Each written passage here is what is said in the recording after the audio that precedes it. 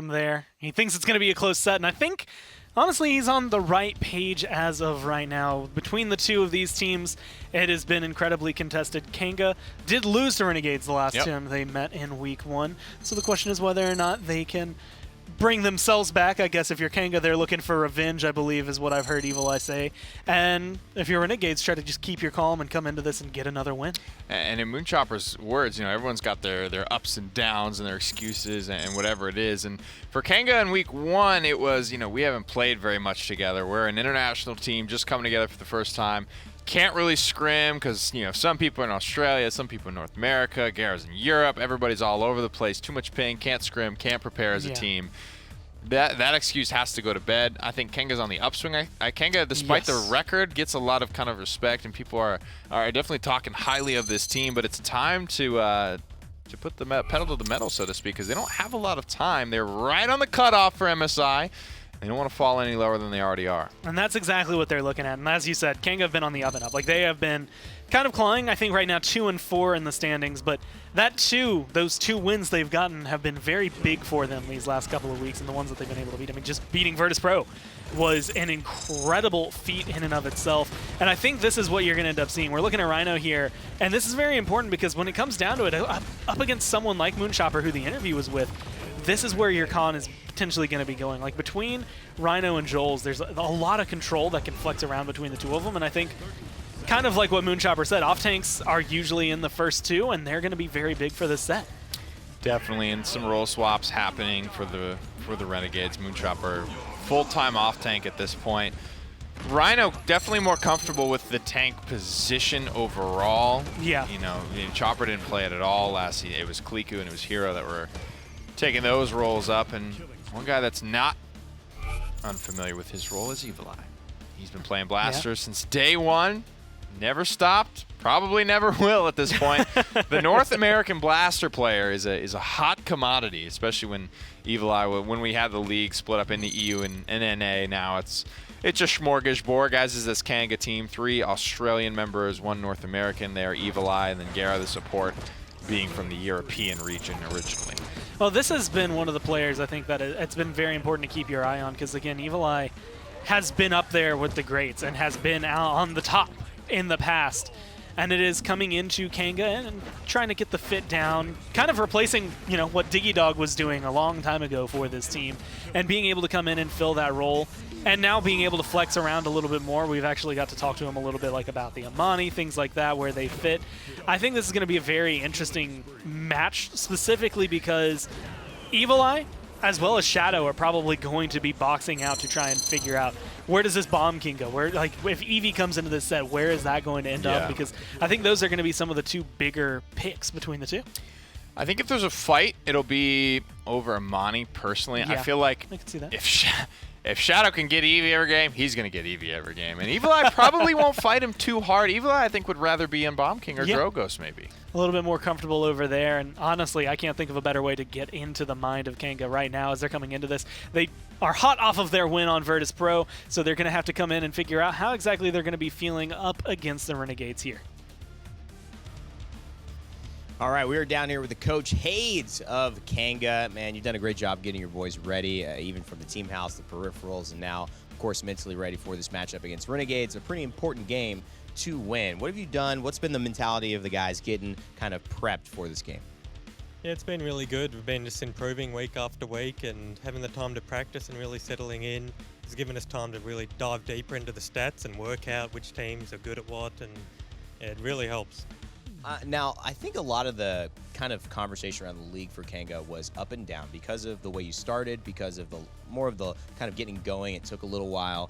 And then now, after your big win against Virtus Pro and that huge set, I feel like it shifted a lot of mentality around your team. Have you felt that ripple effect within the guys and within the community? Yeah, it definitely happens. Everyone feels better after a win, and then after beating some teams, other teams are like, hey, they're really good now. We want to verse you more. And we've been fully booked with scrims, so much better. Well, final thoughts just here. What do you expect this set's going to be? Give a number. Toss it out there. No idea. I don't want to say. All right. Doesn't want to be disrespectful. Wants to give a good heads up to the team. Let's send it back to the desk. Get ready to talk to Renegades. I also think that might be in the vein, like partially like, maybe respecting his opponent, but also looking at it like, I don't want to jinx it. True. And we don't really know.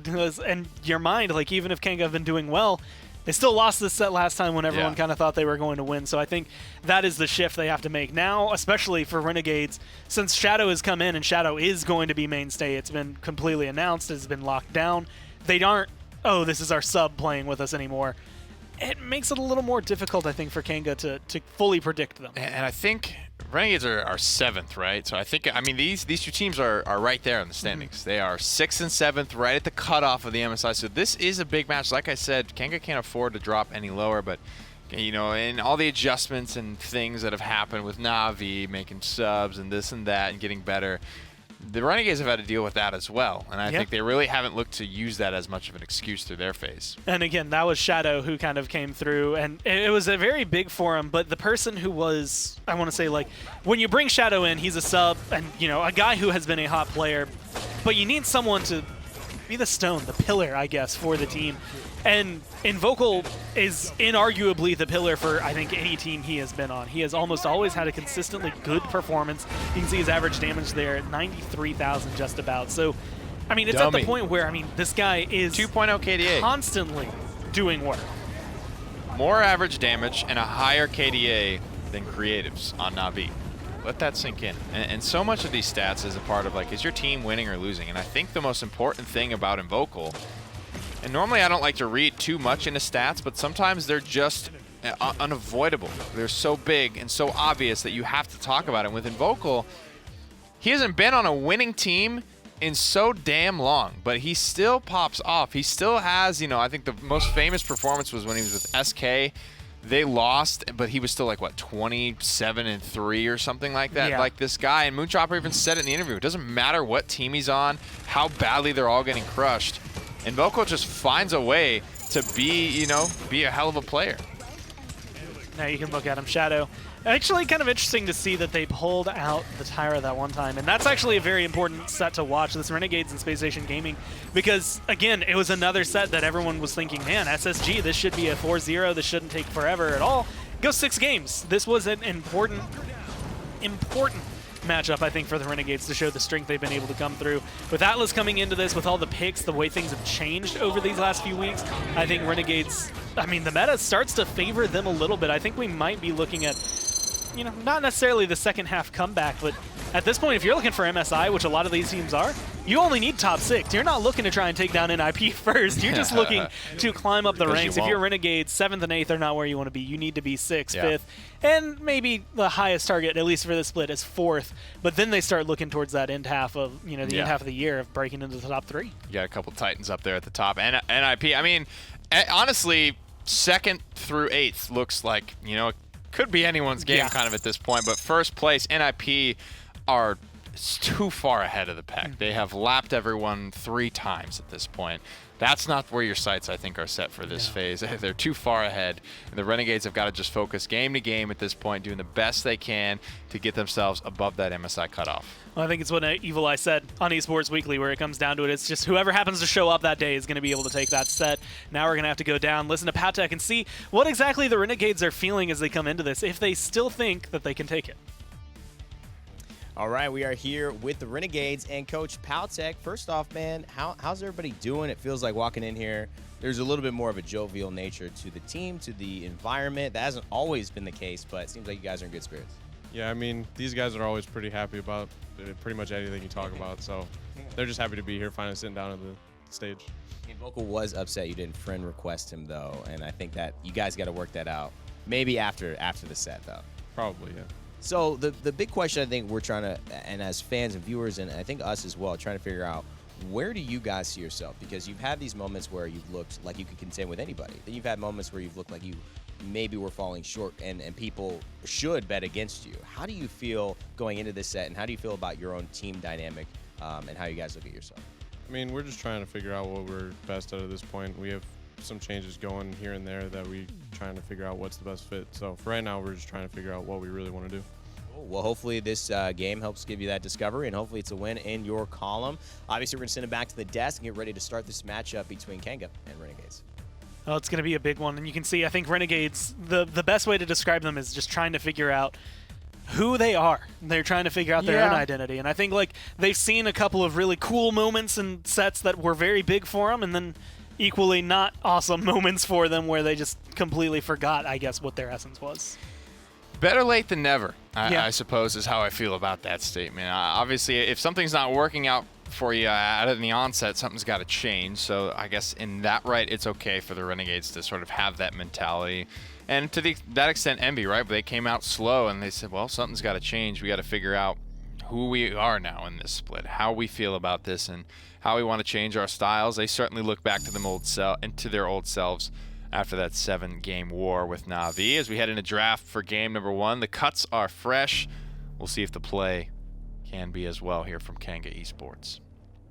Well, Atlas gonna be the first one banned off. Makoa following shortly after. Not too surprising overall, based on what we've seen in the past, but this is, I think, where things are going to get interesting. Again, off-tanks are going to be very big for these two teams, and that means things like Ash, the Khan, going to be very, very, I want to say, important between these two. Torvald pulled off the table again. Nothing too crazy, nothing too surprising.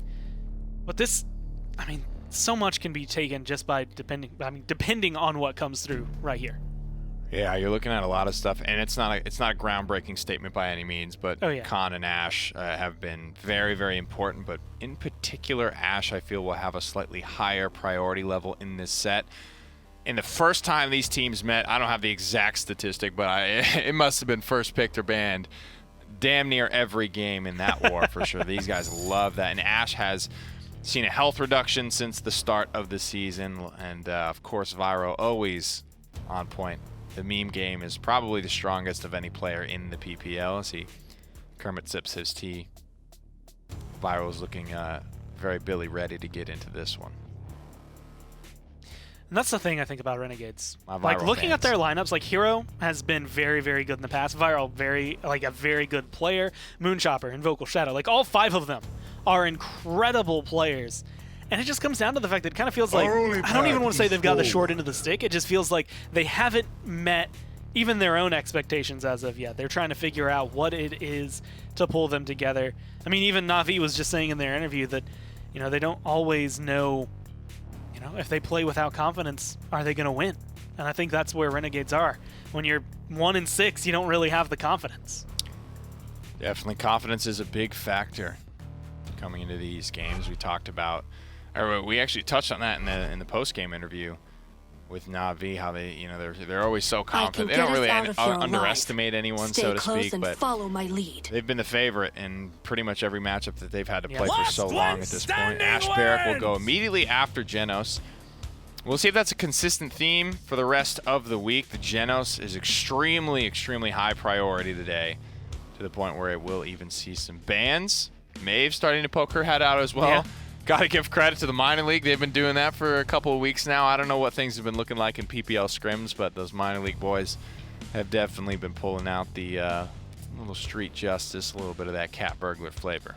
And we have been seeing her, I mean, maps like Frozen Guard. This is something, I think actually Renegades were one of the first PPL teams to run it here. So it's not something outlandish for them to pick it up and potentially cause a little trouble. You're also looking at the fact that, you know, maps that we've seen it on, Shattered Desert specifically, we saw in the last set, has been banned away. So, like, if you're going into those areas, you might be putting her onto a Stone Keep. We've seen her work there. We've seen her work on several of these maps, but still kind of that, oh, well, maybe like 6th, 7th, or 5th pick for us. We're not going to go, like, crazy hard to grab this Maeve. Together, we are strong. 4 front lines banned out. Got to go deeper into the pool here. Ash, Barrack, Fernando all scooped up for the Renegades and for Kanga through the first 3. Started getting into these deeper picks. Amani surviving the draft for a pretty good little bit here. I think her auto attacks are fine on this map. Yeah. Frostbomb, however, might be a little bit more difficult to leverage. Tenor ran it on Frozen Guard, and I think it looked just fine. Dragon is starting to be better and better played around as well, so that might not have quite as much value. A lot of open spaces, a lot of big skies, and ice mines here on Frozen Guard. Welcome to the Main Streets, kitten. Dodge around and burn that dragon, blow it up, and we will see the Maeve come through. So that's been a big switch here. and picking up that with a Ying, like, and again, it's Jera, so it's not too surprising to have a Ying come through. Right. But Moldamba's still on the table. I think that's kind of where the conversation has to come down to, where it's just like, this has not been something we've seen for a long time where Ying is prioritized over a Moldamba. So having that come through, having that picked up, I think is showcasing, again, a little bit of a shuffle in the supports, which I'm very happy to and proud to be able to say that I talked about that yesterday on Esports Weekly. So if you're watching, you need to tune in Wednesdays at 1 p.m. And I'm proud And to say apparently sometimes I can be right. Because I'm right all the time and I'm gore. How you like that? I like the right all the time That's and off, I'm gore. that's off, I want that's that off the cuff. I need that as on a t-shirt. And I'm right all the time and I'm gore. And not many people can be those things. In fact, I only know one so far. Same. Although I wouldn't know if I put right all the time, especially if you ask Katie. Humble too? Wow. She-Shaw. It just doesn't stop here on the desk. Got it all. Game, you win or Find you your man. die. Find yourself There a man. is no like- middle ground. There it is. Renegades, Kanga locked in all 10 picks. Gotta say, I like both here. I'm very curious to see because Maeve is very new kid on the block for pretty much all of these teams. So I like to see to what level can it perform. Well, I think this is going to be the one. This is where we figure it out. What exactly are these teams going to look like against each other? How's Kanga doing? How's Renegades doing to do that? Let's go down to Dave and Evan. Gormizer stock at an all-time high. You heard it here Absolutely. first. Buy in now. Buy in Buy now. your shares of Gormizer stock while you can. Actually, Dave, you want to get low. You want to buy low. Well, right. So Right. sell if you already have it. Sell if but you got no, it. we're skyrocketing. Yeah, because it's not an all-time high. I see Oh, where that's you true. went with that, though. It is the highest it's ever been, but we're only halfway up the mountain. the tippy top of the mountain, yeah. I We're at am the tippy excited top for on the for our second set of the day, though. Me too. We said it. Heat check for both of these two teams, or I should say heat check for Kanga, coming off a huge win against VP, and then a potential coming-of-age moment for the Renegades. They've looked good, sort of in flashes, but this is probably one of the first few chances they've had in the past weeks to really make a statement, really show us who they are. I just realized how awesome I sound with the Frozen Guard music in the background. I'm excited. Tell 'em. I'm looking forward to it. Yeah, Dave. We got Maeve yet again. Tell 'em. And it's 0-0. All right, let's. Man, No, nothing gets you hyper than that Frozen Guard and that Bright Marsh intro. It's just so good. I like the Maeve coming through again. Obviously, some Evil teams are Eye. starting to look at her as The battle has begun. a champion that's sort of coming into the meta. I mean, honestly, after today, we sort of introduced, or before today, we sort of introduced her as, oh, well, that's an interesting pick. We talked about her being spiced, but her spiciness is now sort of rolling back. She's back to the Tabasco levels, not so much the fresh jalapeno levels. Oh, and those are, to me, both good levels to be at, but the preference typically here shifting for Evil Eye as he's now gone off his lovely blasters and pushed onto the Maeve. Almost gets Moon Chopper, puts him in a position for Joel's to clean him up, Dave. And that's already 57% for Kanga, but they have fallen 4 out of the 5. That was some aggressive positioning of the Renegades right there, pushing around the point through to the Kanga essential entryway here, getting up in their face, and they made them pay. 54% now for them. The Kanga have a pretty deep wall they need to break through here. They definitely still have a chance to get a touch onto it. Moonchopper on the Ruckus, really a driving force in that first fight. But they don't have a lot of time Oh, to do it. 90% here for Renegades. And this is good vision, though. And this is what the benefit of Renegades having 90% on the point. Hero and Moonchopper can go into the best spot. Moonchopper, although finding Jera, gets a crucial kill. Evil Eye able to only clean him up. And it is really just Invocal and the rest of Renegades popping up, Dave. This was a very patient, very good flank from them, and they look to take point 1. 6-0-4 in the first 2 minutes of the game for Invocal. This kid ain't bad. The guys on the desk touched on how important, how game-changing this guy can be, and how even in losing scenarios, Invocal finds a way to be in the positive KDA column. 6-0-4 out of him. It's one of the cleanest starts I've maybe ever seen here on Frozen Guard. And if this continues, this could be scary for Kanga to deal with. Well, Dave, what makes Invocal and Renegade so special and interesting, and as he gets a Oh my nice God. knockoff kill on the Rhino, maybe the cooldown just wasn't up in time. You thought he would have been able to shoulder bash immediately, kind of land quicker. But that's the danger of pushing onto that left side. Renegades have come out of the gates swinging, and Invocal is definitely at the front end of that, but don't discount Shadow and Viral's impact. not at all. I mean, this is almost not team fights. It's a Kanga Team White splashing themselves into the Renegades, getting 1 kill, and then the rest of the blue wave crashes over onto the Kanga side. This will be where Kanga need to make their stand, though, because this is the defensive advantage here on Frozen Guard. A Midnight's going to dispel a little bit of pressure. Renegades choosing to back off, though. Look at the aggressive position Moonchopper's taking, just hanging out underneath that archway right there. Just peeking in back and forth and really holding down this side, making sure that nobody's able to get through right now. He's going to take an aggressive jump. There's the Hexafire as well. That goes on to Joel's. That's good for 1 and a little bit of damage onto 2. Now the rest of the kills could fall. Hero is going to find some aggression. Rhino's going to try to shoulder bash his way through, but he's not going to get it. All of them are falling back and forth right now, and the Renegades, they timed that perfectly and find a clean 5-for-0 wipe. 2 up here on Frozen Guard. Fantastic little minutia there. Renegades come out swinging, and this is the start they wanted. And Vocal looking good. Moonchopper finding confidence in this role. And you also see Shadow making a big impact and distraction on the blaster. All of this is the plan. The Genos seems to be key for them to do this as well. The man with a 2 KDA. It's Slit, admittedly, although the Desk was talking about it, he stopped going positive over the last couple of weeks. Yeah. But he seems like he is back in full form. 9-1-6. Scary stuff, man. That's a hard. You gotta find an answer to that. I mean, the rest of the Renegades have sort of opened the door and allowed him to position the way he has. But make no mistake, the mechanical skill this guy has on most champions, but Cassie is no exception. I mean, look at that from so far away. Yeah. Hitting a couple perfect shots here. Rhino's in a bit of a tough position. Able to shoulder bash his way out of it, though. Oh, trying to get the bash, trying to get the assert dominance down. He does get it, but he's low in the middle of that, and he has 3 Renegades now zoned out. This is actually a good start to this fight for Kanga. Spray coming out. Rhino is zoning out 3 members of the Renegades right now.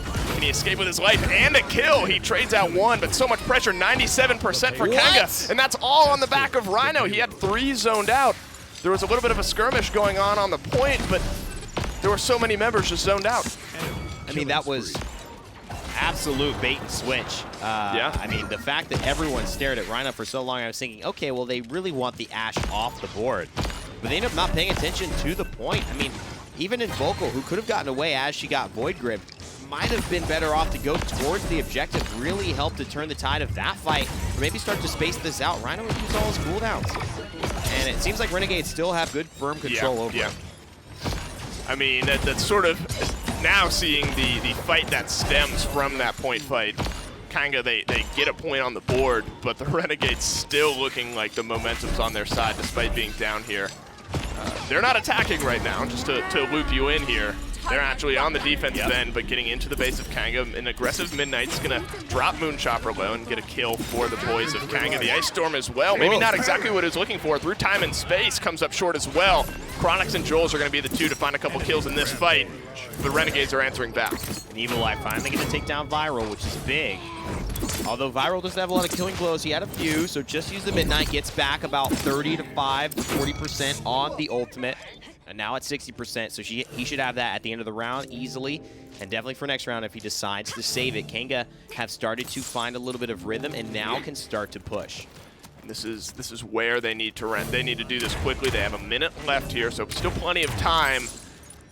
But most of their time was spent fighting out of their base, getting back to the payload. They have a couple ultimates, Dome Shield, Illusory Rift, if they want to utilize those in this fight. Moonchopper gets aggressive and flies out. He could pay for it with his life, he does, so that's a good open space now for Kanga if they want to get through. That's a good shield from Hero to block off some of the damage coming from Kanga, but now they're getting aggressive. They're going on the front foot. The blue health bars are so low here. Joel's leading the charge now. Hero a little bit out of position. He could be the next to fall, but this payload's still so far away. He's buying enough time for his team to stall things out. And you know what? Look at this. Hero just saying, yeah, let's buy some time. Let's get you to look at me. And that's a good Dome Shield. It almost allowed the Hexafire to be inside, but it was just on the edge. Really well min-maxed.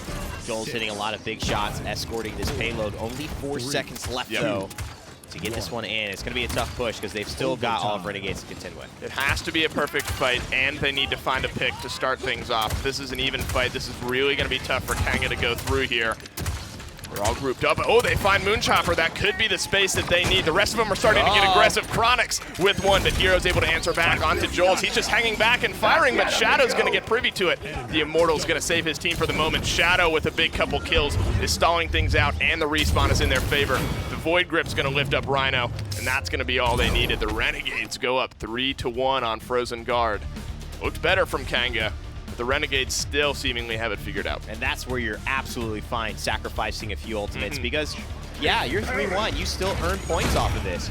You're not necessarily fighting for the chance to fight again. You're just saying we can win now. And so it is worth giving that opportunity, going in a little less. They sacrificed to Dome Shield, remember, about mid-round. That's only 38%. But this mid-round highlight that we're doing, Chronix, he's got to show up big like he did in that last round. He has got to give them positive numbers on the day, and so does Evil Eye.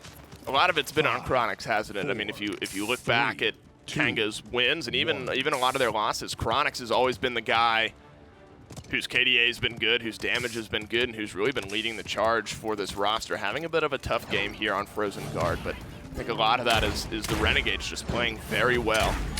To be able to wrap himself around and get himself into a bit of an aggressive position here just to hold back, find some long-range damage, gets Moonchopper down to about half health. Now he's poking away. Some ultimates starting to fly here. Through time and space is a little wide, though. A lot of damage from the Assert Dominance as well. And just set so much up. Chronix can clean it. Yep. No need to do so. Rhino finds himself two. And Chronix will get the last pick. It's Kanga Esports off to the races again. They've got the objective now. Renegades gonna have to go back to the drawing board. Look at, I mean, that's Chronix being able to hang back. He chunks Moonchopper to half health, and then Evil Eye comes through and helps clean it up. He's able to chunk Hero down to about half health. I mean, he did so much damage, didn't find a lot of the kills in that fight, but then Kanga honestly just went as a death ball of 4 and were able to clean up the rest of that fight. But that's the Chronix you need to see. I mean, if the heads are turned, you're able to sit back and do damage. Things are going to be scary if you're on the side of Renegades. And they don't, I mean, they spend some ultimates there, but only the Assert Dominance, only the Illusory Rift. They still have a lot. Rhino's coming alive on the Ash as well. The frontliner's getting it done right now for Kanga. And this is the thing about Maeve. She's in that conversation of one of the most important snowball-oriented champions. She just has no relent with her daggers, and that's the thing. With no reload, her pressure consistently is applied. And especially on those ones where you're trying to run away and you're staggering, she's got mobility to keep up. She's got range to fire, and she never runs out of threat. So this is really Maeve at her best. These red health bars are pretty low, though, and they need to get some of that Ying healing through before they're ready to go in. Minute and a half, though. I mean, this payload's so close. It is. They have a good couple tries at this, depending on how the team fights go. Shadow's had a pretty good game up to this point so far as well, finding some good damage on the Eevee. Bouncing back and forth right now, trying to plug away. Moonchopper as well, getting an aggressive position down low, but Hero's going to be the first to fall in this fight. Some good bouncing back and forth from Gera, but he does end up falling. But in the meantime, Chronix has two. Joel's and Evil Eye with one apiece. Renegades get caught out, and out of nowhere, it's tied up 3-3. It wasn't impossible to have defended that. It just would have been really min-max, and unfortunately, there's not quite perfect version of that for them. He gets out of the ice block a little early, Shadow, but this one really, really was big. He just got so much value off of that. He created so much space, and those then health bars. They were also separated. Yeah. The chase onto Invocal, just, you know, cherry on top. I mean, they're separated, they're low. I mean, Rhino gets in there, gets aggressive, finds a lot of the kills. Hats off to the rest of Kanga for putting him into a position where he's able to step far forward and just get a last few final taps onto it. I mean, look at their slash lines. Rhino's the only one who's positive. Joel's as well. Yeah. Invocal, 15-5, 7-3 on Shadow, 7-5 on Hero. Right. And they're on the back foot. Somehow they're on the back foot, at least momentum-wise. It's tied up at 3, but this is going to be the last team fight of this game. Well, he needs this to go a little faster. He doesn't get that final hit, and he knows he's going to have his good, ult. Goes up, and then goes down. That actually hurts him. Oh, but an no! Immortal, beautiful Immortal, but will it help? Viral can't get around the corner. He's dead. And now is Hero going to go down, and Vocal has to do something. Oh, and what he does is die, though, and that puts Kanga in a great position, and they have 66%. All the kills coming up red right here. Eevee dancing around. Shadow still around the point right now, in a position to get a touch, but the rest of the team is so far away. Shadow falls. Kanga, they go down 2-0, but then they flourish back here. Overtime starting to tick away. The through time and space is going to connect, but it's not going to be enough. Nowhere close, and Kanga, they find victory number 1 on Frozen Guard. Kanga looked the more prepared group to handle a situation under pressure. And that's scary because Rhino, Hates always gives us a little look as he walks by. You and me, too. We were casting that last one. Just little side eye. So what happens is, they start feeling confident, and then they also don't have good performances from Evil Eye, and they don't have good performances. Oh, wow, it's already 33 out. Just kidding. Just kidding. Let's send it back to the desk, I think, Dave, for Game 2 and break down how Kanga took the win. Well, honestly, it's kind of a big turnaround for them. It's one of those moments Renegades come out of the gate kicking, and they find themselves at 2-0. Like, it's a very, very solid start.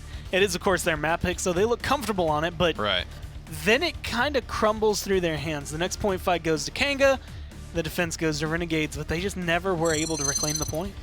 To me, it feels like when you come out that hot, especially when you're looking at Invocal and Hero, who were the top, 2 damage after that first round, it's like there's not a lot of substance to that. It's like we were just kicking ass, and it's just that simple. There wasn't a whole lot of plotting and scheming and planning to get that in place. And so when Kanga are forced to be down 0-2 and really thinking critically about what went wrong and how can we improve on how we just got our butts kicked, that's almost like, we have moves to make, and then if you're the Renegades, it's tough to have those type of bounce back things. But I think it's super cool to kind of follow along with this story of Invocal does good no matter what. Yeah, Invocal, I can't remember, it was 15 and 6 or something. It was ridiculous. 8 and 4 for Shadow, the two of them playing very well.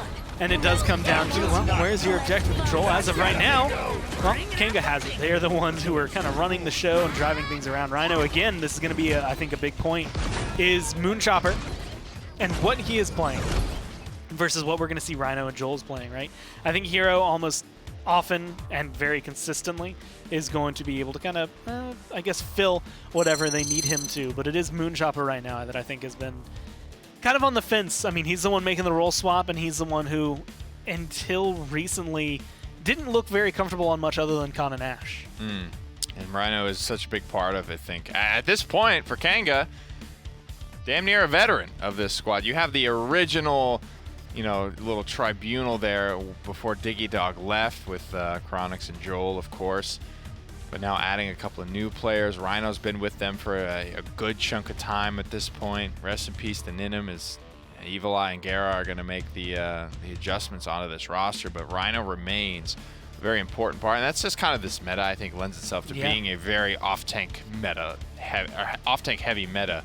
These players are responsible for so much, Moonchopper and Rhino, of creating space. And sometimes just getting the damn kills yourself. I mean, look at the way Phoenix was able to take over Jaguar Falls with Atlas. Sometimes it's that type of performance. I think we're talking so much about Diggy Dog. We're talking so much about Phoenix, and now Rhino and Moonchopper, and all these off-tanks this season have really been the ones that have had to step up because there's so much in that pool that is so strong right now. Now we're going to Frog Isle, though, which is going to open the door, I think, for just a lot. There's no other way to really describe this one. We've seen Evil Eye, I think, quite a few times pull out the EV on this map, Shadow as well, so I wouldn't be surprised to see that be high priority. And Kanga seem to be getting rid of the snipers first, which will leave open some front lines if they want it. Frog Island snipers, that's always the conversation you got to have. Kanga starting that conversation with the Kinessa ban here. And a lot of what's going to happen now as a result of these sniper bans is so much more is going to open up. This was a very, very heavy frontline ban, game number 1, with 4 of them gone. Oh, yeah. And the Renegades having to immediately look at Fernando and things like that. So Torvald is naturally going to take a seat as well. The question here now is Khan or Atlas or maybe Genos, and the answer will be Atlas. Genos, Khan still on the table, as you had just mentioned. So now, because Atlas is banned away, I think we're going to be seeing that dance come through. Ash, and this is something I think that was mentioned, we mentioned it before Game 1, mentioned after Game 1, I think it's worth mentioning here again, is good on Frog Isle, good for these players, and so might still take priority. Not probably first pick over Khan or Genos, but definitely going to be hovering somewhere, and I would say the first 5 for the entire game. The Khan, certainly. Now Renegades is Genos plus what? There's only 1 sniper left in the pool, but to be honest, Kanga don't really feel like a very snipery team. Yeah. Joel played a lot of Kinessa back when he was on DPS many, many, many moons ago for this squad. But it feels like they might be trying to lull the Renegades into a Strix pick. Like, we want you to have this. Take it, man. Feel comfortable on it. But nah, we'll just pick up both these aggro tanks, maybe an Eevee, and just get in your face and have it not exactly matter. And they might be getting just that. Not to say it's the nail in the coffin and it's the silver bullet, if you will, but I do like this, though. The Ashe instead of Genos is going to prevent Kanga from getting too aggressive. Plus, you know, Rhino is 10 and change on this pick, 10 and single-digit deaths for sure. So he was a certainly power player on a power pick with the Ashe, and that's a really, really good thing to strip away. Do you still feel really good about it if Kanga go for like an Eevee Genos here?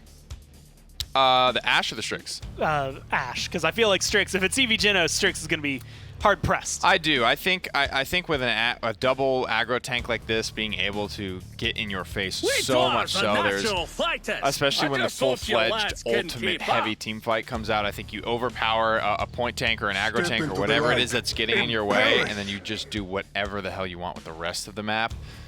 Eevee could be a big problem for them. Renegades could still pick it up. Again, I think Kanga like and can play Eevee, but I don't think they're chomping at the bit to play this character the way Shadow would be, because it's just his #1. He's got all the blasters in the pool just like Evil Eye does. I think they're just prioritized in different orders. Well, there's Barrack Genos there, so pretty much anything that Kanga decide to grab for the last two is going to be powerful, and it's going to hurt a lot with that Luminary boost. Maldamba and Nara, so nothing, I want to say, out of the ordinary, even special about what Renegades are grabbing right here, just because of the fact that they don't want to show their hand yet, right? This is where they want to be able to be like, we want the counter pick.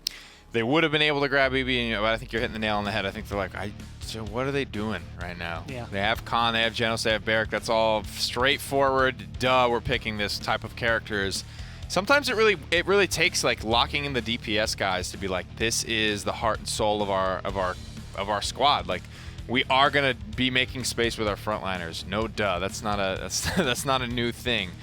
But what are you gonna do with that space? Is it gonna be Eevee coming over the top with it? What characters are you gonna be looking to pick to hold these angles? What's going on? Cassie will be hovered. And it will be the Maeve again, so running almost a similar back line here. Kill me. Even with Leon Better open, stop it looks like running. Chronix will just go ahead and scoot to Cassie here. Chronix's Cassie is one of his best characters for sure. Yeah. Oh, yeah. He's a real monster on this, and he's a role swap as well. There's a lot of role swapping on Kanga. Joel, not super recently moving to frontliner, but has not always been a frontliner. Chronix moving, God, he's played just about everything for Kanga, but mostly support. Last season, that is, and then this having to go back to damage and carry and in-game leader. And Chronix has definitely stepped up a lot for this squad. And one of the things I think is very interesting, and this is actually going back to the Eevee conversation, because she wouldn't necessarily be bad here, but when we were looking at the game earlier, we were actually looking, it was Splitstone Quarry, where Maeve came through, and it was like, cool, Maeve can get to the backline to deal with Strix here. If you have an Eevee, she can get to the backline to deal with Cassie, but Cassie has a lot more self-peel. And if you decide, maybe I don't want to go big game, maybe I do want to go exaction, that's the come on and fight me. Like, if Eevee comes through, it kind of forces her to feel awkward. And despite Eevee being the flanker and Strix being like the damsel in distress backliner, a hit scan is still, I think, good against Eevee. And if Invoco hits that shot, you can, hit a body shot, unauthorized use flare, and the Eevee's gone. Like, you can do that. We saw Tenor doing it. We saw, like, you can just outplay Eevee. You can be that good. Invoco is that good. I like Maeve for a couple of reasons. I think her burst is much more confirmable. I think once you get in the face with Maeve, it's much harder to miss than it is with Eevee. With dashes, things like that, you have more self-sustain while staying in line of sight. Eevee has to kind of get in and get out to really leverage her sustain a lot of times. Maeve has damage reduction, all kinds of cool stuff. She's a cool character that's never quite been in the meta because everybody freaked out about her when she came out and she just got nerfed into the dirt before she really had a chance to thrive in competitive play. So I'm happy for her finally getting a little bit of time in the sun. Well, they do have Amani, was the last pick there for the Renegades. So their full lineup, Strix, Ashe, Maldamba, and Nara, Amani, which on Frog Isle, I mean, Amani's probably the perfect blend where it's like I have a nice little AoE in my Frostbomb, but I can play back here with Strix, or I can get in your face if I want to. And that's the key, is that there's pros and cons to everything. And the way I think they'll play this Amani is pretty much the way everyone's played it, right? She's pretty backline. We got to watch her on Bright Marsh in that last set, just throwing hands. Little karate chops and a frost bomb every now and then. That's what I would assume that you're going to be seeing from this Amani. And I think she's a great babysitter, right? Because this Maeve, why she's so difficult, this Eevee, why they're so difficult to deal with. They're tiny, they move fast, and they have a lot of sustain over time. So things like having your 9 lives, having your wormhole blinking back and forth and getting healing through that. If you can just lock them down, cripple them out, and get rid of it, that's the easiest way to deal with these squishy but tiny and mobile flankers. And dealing with them is probably going to be the hardest part, I would say, here for Renegades. I think Kanga are in a, comfortable position. If you look at the way they turned around last game, I think they feel fine in this matchup. They're not like stressed out or anything. And the fact that they were able to turn that around, it's still 4-3, but they are the ones who admittedly fight from the 3-1 back to find the 4. So when you're coming into this, not only are you looking at the range kind of being in your favor, or maybe against you, but you have maybe some counters overall to deal with that.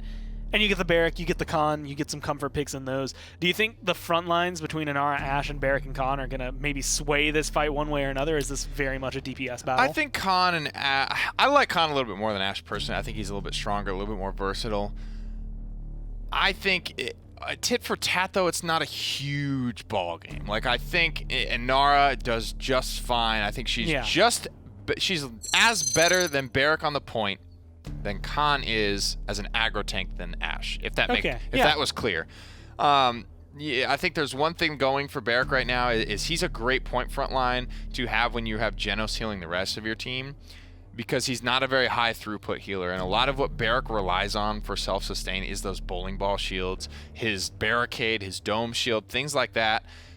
So he not only scales very well with Luminary, he's got one of the best tank guns in the game, but he's also very good at looking after himself. Like Inara, you want to pop Earthen Guard for damage reduction, but it's also where your healing amp is. So if you're popping it too early, then you're not leaving enough room in your health pool to leverage the healing amp. You're just using damage reduction. Whereas Barrack, you can pop kind of whatever you want. You pop a rocket boots, then a barricade, then a rocket boots, then another rocket boot. You can kind of like go around and do that dance for a while. But we'll have to see if Inara's staying power is going to be able to overcome Luminary boost. Let's go down to Dave and Evan. Take us through Frog Eye.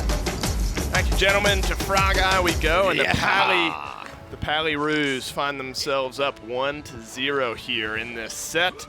They look good doing it, but got to give it to Renegades as well, and a really great start on Frozen Guard, but just fell a little bit short towards the end of that game.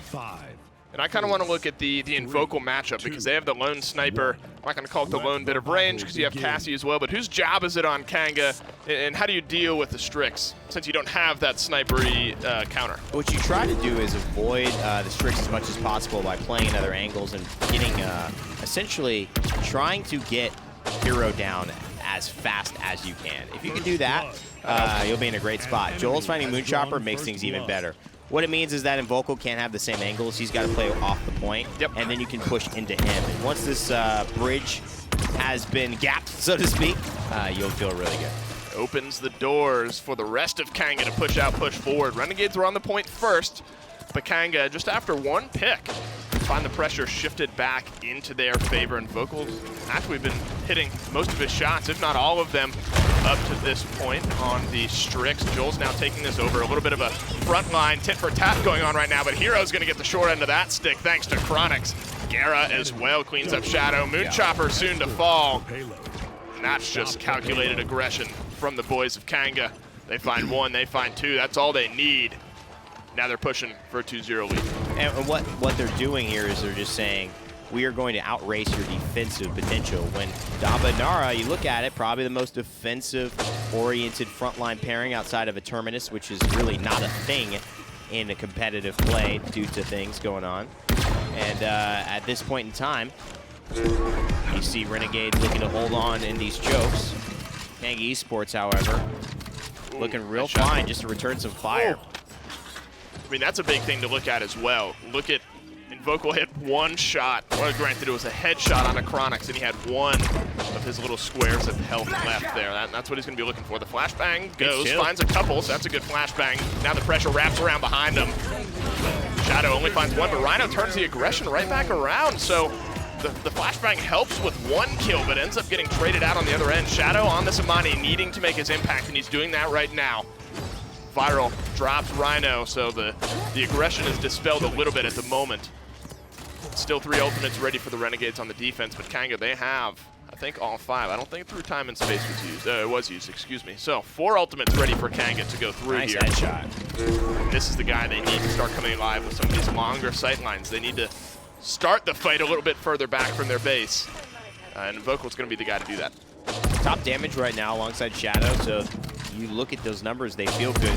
But it doesn't really seem like this is going in the way of Renegades. They haven't really been able to get any crucial wins. They've been, if anything, just stalling out the pressure, but it feels like it is mounting up and up and up. Rhino finds a kill on a Moonchopper, but Evil Eye is still alive. So this means it's DPS v DPS, and now he gets 2 clutch daggers. Almost. And although Viral's healing him, it may getting not be aggressive. enough. He's looking for the pounce to try to finish the kill. He used it to escape, and they will clean up Shadow. Chronix helps with that one. He dashes out, keeps his own life alive, and Chronix gets the kill to boot. Well played there from Evil Eye on the Maeve. That mobility has got to be frustrating if you're playing against it on the side of Renegades. You get him down so low, and he's able to dash out. And not only does the kill end up coming through, but you don't end up getting Evil Eye. And Frog Isle, I mean, I don't know the exact win-loss for Kanga, but there's always a map where they seem to look pretty good. This is a map, I think, that plays to their strengths pretty well. Well, I think Kanga have a really good thing going for them, and they have adjusted, and they have adjusted, and they've continued to grow each and every week. Renegades have gone up and down and back up and had a pretty decent showing, and Vocal looks like he's definitely doing much better, although he hasn't found a kill. And relying on the sniper, you do have the onus for your team to get kills because you can't contribute to that mid-range point fight. I mean, top damage in the game, but Joel's right there. I mean, the Barrack, when you see a Barrack that high up on the damage charts, it's really almost more telling about where the game is at, because that means he's had the freedom to push forward and get aggressive. The Dragon's going to come out here for Shadow. A couple grouped up targets, maybe finding some use for it, but it's getting chunked out. Just going to try to weave his way behind this waterfall, but I think it's going to get cut off before he's able to really do anything with it. One of the downfalls of this map is lots of long sight lines, especially for something as big as the Dragon. Big miss. The Dread Serpent doesn't find many targets, not as much utility, maybe not any follow-up either. Jules opens his fight with a kill, making it double now for the Barrack. And Vocal's staying back, trying to find some picks as well to turn things around, but Evil Eye and Jules are combining for just too much damage. 2 things that didn't work there. They did the Dragon, but without any pressure on them or without any pressure they could apply with it. The Dragon just existed, they backed off, then they killed it, and then Vocal missed a clutch shot, which would have cleaned up Chronix earlier than later, maybe given their team some room before they lost 2 of their front lines. Overall, Kanga, they're going to take this. They've been in the driver's seat. I don't see anything shifting. Not yet. Ooh, good shout there.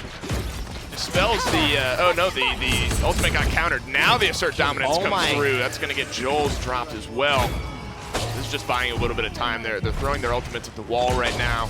Just trying to get the pressure on the Kanga guys. They're back in their base, but they still have 2 minutes left. What actually happened, I believe, is that the Commander's grab from, I think it's Joel's, was so perfectly timed. As she landed, he actually grabbed her right before she was hitting the ground, threw her back up, which is why it looked like she jumped back up. But no, he was Commander's grabbing her. That was just Rhino, excuse me. Beautiful, beautiful. Impressive. Yeah, impressive tech there. Say the least. Through time and space, that's going to be good. No, it gets blocked out by the shield. Shadow finds one on Amani right now, so some ultimates coming out for both teams. Gara just fishing with through time and space, but came up short of any fish this time. Yeah, and it's a great use. I mean, through time and space will hit anywhere, everywhere. Can't be blocked, but what you can do is damage immune in it, and that's what the shoulder bash battering ram talent's going to do for the Ashe. So she knows she's going to get hit with it, but as long as she times that out, 90% of that 2,400 damage doesn't impact her. 240 health onto a big beefy front line like her, no offense. She's not worried about it.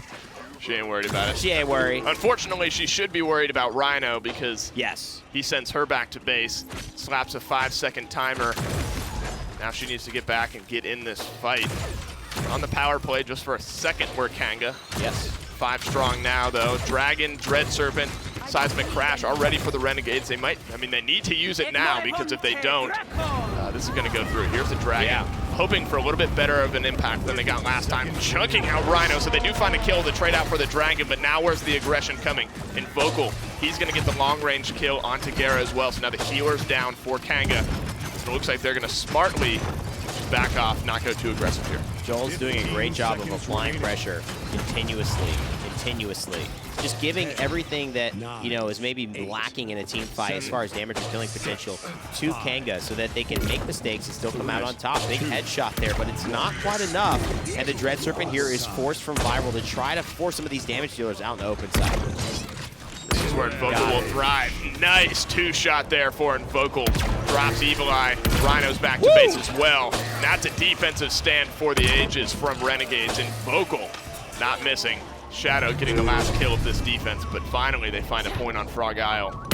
The Kanga, they're 5 ultimate strong going into this potential final last point fight.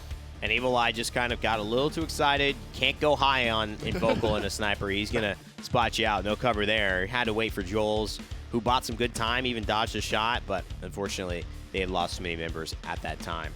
Renegades with the defense, Dave. I'm not feeling great about their chance to turn it around, but it is a comeback mechanic type fight. Yep. And that means that they're going to have a chance. So if they play their cards right, maybe they could save this. Well, 3-1 hasn't been a great score line up to this point to hold today. But Kanga looking a little bit more strong with the 3-1 on their side of things. And Vocal still undying up to this point. Viral as well, neither of them with a death just yet. They've just been able to hang back at the moment. Joel's continuing his aggressive frontline play, though, poking away at the Inara. Up goes the shield as well. Down comes the Assert Dominance. That's going to get a couple, but Joel's, he's just hanging out on the point right now. 33%. The Midnight is going to seal off damage for the Renegades. They don't know which way to turn right now. Here's where Evil Eye can get aggressive. And unfortunately, Moonchopper's in trouble. Good jump up, still gets the damage, still gets the stun, hits in a big AoE, but it's not anything that's precarious for him. He's right behind the tree, and Vocal popping up, popping down. Evil Eye expects this, knows it, and there's a flashbang, but he waits until Vocal might be under pressure, and safely just goes back because he doesn't want to do anything. He doesn't want to risk his life. It's just a slow burn of a team fight at the moment. Finally, some kills starting to roll in Renegade's favor, but it's going to go the way of Kanga anyway. That wasn't even a full-blown team fight. They just had enough pressure and enough zone on their side that allowed them to stand on the point the entire time. They go up here 2-0. Scary for the Renegades. And Invocal went 7-0 and like what, 12 or something like that? Yeah, we talk about him that, on losing games. In that game, Viral, I'm not sure if he died at all. Like, it doesn't matter. Kanga are playing the objective, and that's what's getting them the wins. They're playing the objective, and they're up 2-0. Send it back to the desk to hear their thoughts. From 4-3 to 4-1, a Kanga story. As they come through. Frog Isle looks really good for them. And I think, you know, what the casters were noting on is the same thing me and you were talking about. You come into that last round, and Invocal was still 6-0-4. Like, I mean, What a weird and that's game. before he was able to get kills, before any assists comes through. Like, the fact that you're having a loss and you're still top damage in the game, the top 2 damage in the game on Renegades, like, obviously it is not the damage, it's not the healing that is the issue. It comes down to how the point fight's going. And Viral beating Gara in healing, 6-1, 2-0. It's like I said, 7-4. It's a weird game. It's clearly being lost on the front line for the Renegades. 1-5, 2-6. Chopper and Hero just unable to control the space as well as Kanga have been. And then you could almost flip-flop it and say Kanga aren't really even needing to win these team fights because they have so much map control. They're just sitting on the point. And the team fight never happens. They just win the game, and we go quietly into that good night. And so that's why I'm saying it's such a weird game. It's like no one's like fighting almost. No one's getting in there. No one's like leaving it all out on the gridiron, so to speak. Yeah, I don't know, man. Evil Eye playing a little bit of Street Justice, which is always fun. Very good against the front lines. That might have been partially the reason why the Renegades front line struggled so much in this game. They had to worry about falling below that 35% HP threshold and getting executed immediately by Evil Eye's Maeve. And with superior map control, being able to float and poke is much, much easier, and easier to leverage is that execute. Yeah, and this is, I think, the area where, honestly, if you're Renegades, you kind of have to, I don't know, break down again. You're figuring out your identity for this set, but it almost feels as though they aren't sure what exactly in their mind they want to do, right? They go for the picks. They get good drafts.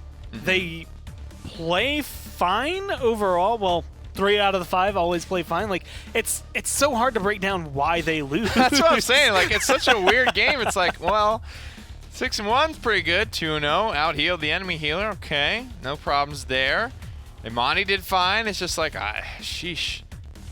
Strange stuff here in that Frog Isle game. I believe that was the Renegades map pick as well, because I think Frozen Guard was Kanga. It's usually a Kanga pick.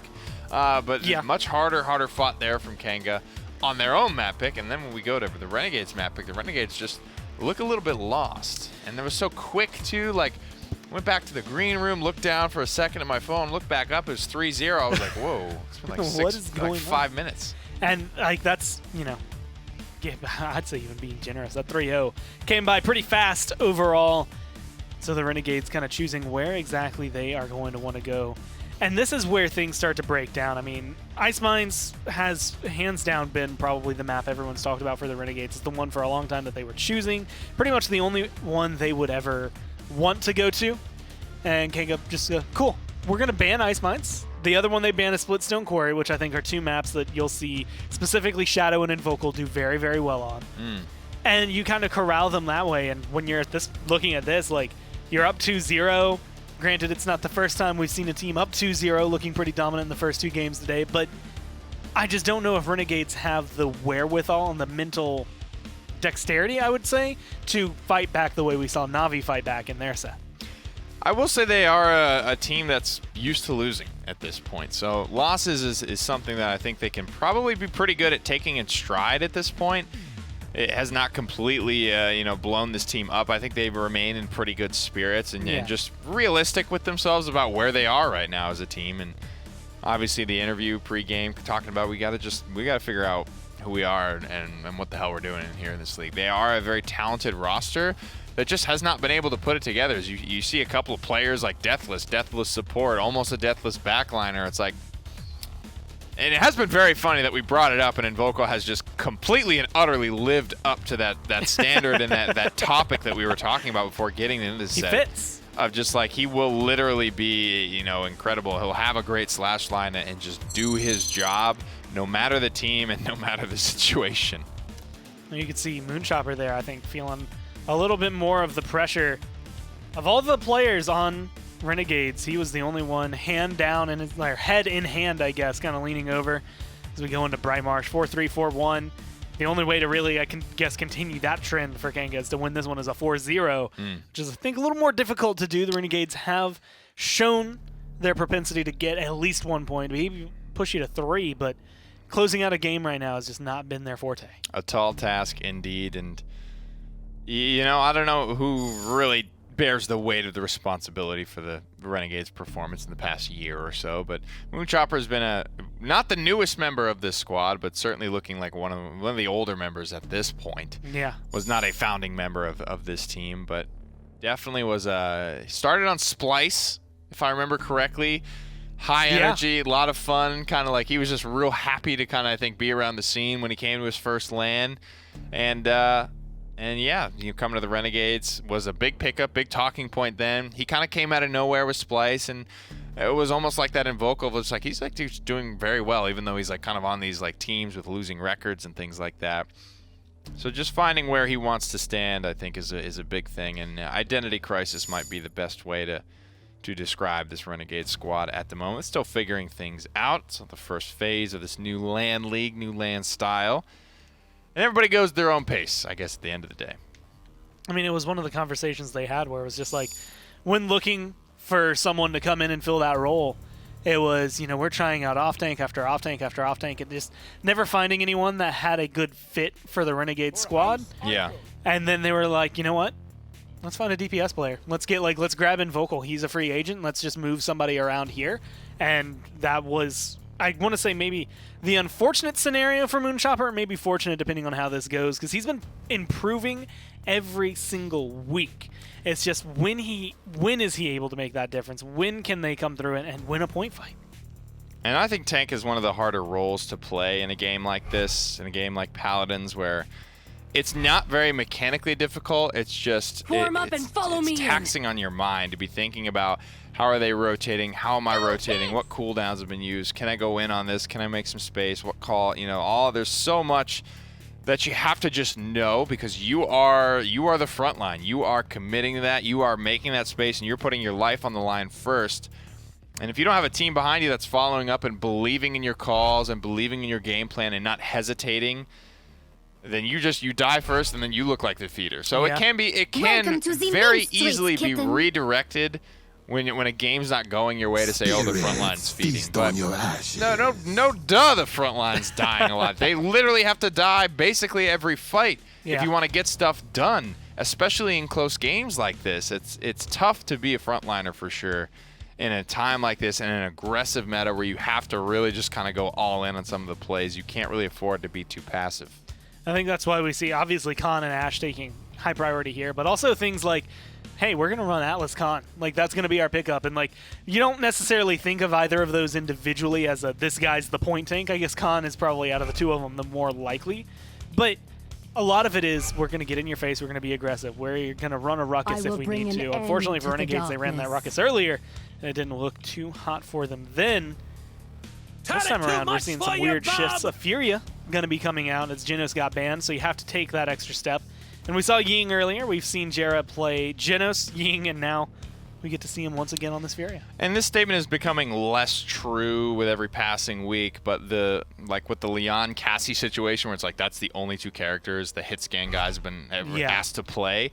It's kind of the same thing with the supports. Supports have never really been attacked in drafts. Very, very niche strategies like G2 would sometimes do it, things like that. But with Genos being banned potentially some of these sets, some of these games, you're looking at Maldamba as the absolute priority in those situations. And then it's been pretty kind of flexible. Like, sometimes you get that Furia, sometimes you get that Saris, sometimes you'll get a little bit of Ying if you got an old school support in the mix. But it's kind of like that, maybe it's Shaolin for you, maybe it's Maeve for you, maybe it's like a Victor for you. Like, you have options in that Plan C support spot. And I'm kind of liking it so far. I'm interested to see the Furia in this one. Furia and Nara is a combo that I think we're always used to seeing. Furia Barrack doesn't come through quite as often, but he does move, I think, a little quicker than Inara. So if you need someone to put the hustle in it to get to the beam, he can do it. And Inara Damba Bright Marsh is a nasty combination because Nara's super good on this point. Yeah. So tough to keep up with the Damba Nara throughput level. That Solar Blessing is almost like the way to do it. I mean, you have a spot with Furia. Everybody kind of sits on the stairs, right? You can be very safe, but also near the objective on Bright Marsh. Have you met my friend? To the point where you're throwing out pretty short-range beams that aren't likely to miss. So Barrack can kind of just be like catching all these beams. And the point here being is that he'll be able to commit to this room. He has to kind of like go off on his own a little bit. And that's the scary part with this Barrack versus Inara Damba on point, is that Furia just has the raw throughput to allow a squishier character like Barrack to be able to stand there for longer on the objective. He's got so many things in the way of rocket boots and barricades and things like that. And as long as the communication is there between the front line and the support, you should be able to juggle cooldowns very effectively to the point where you have a ton of sustain for an otherwise lower HP, lower mitigation type of tank like a Barrack.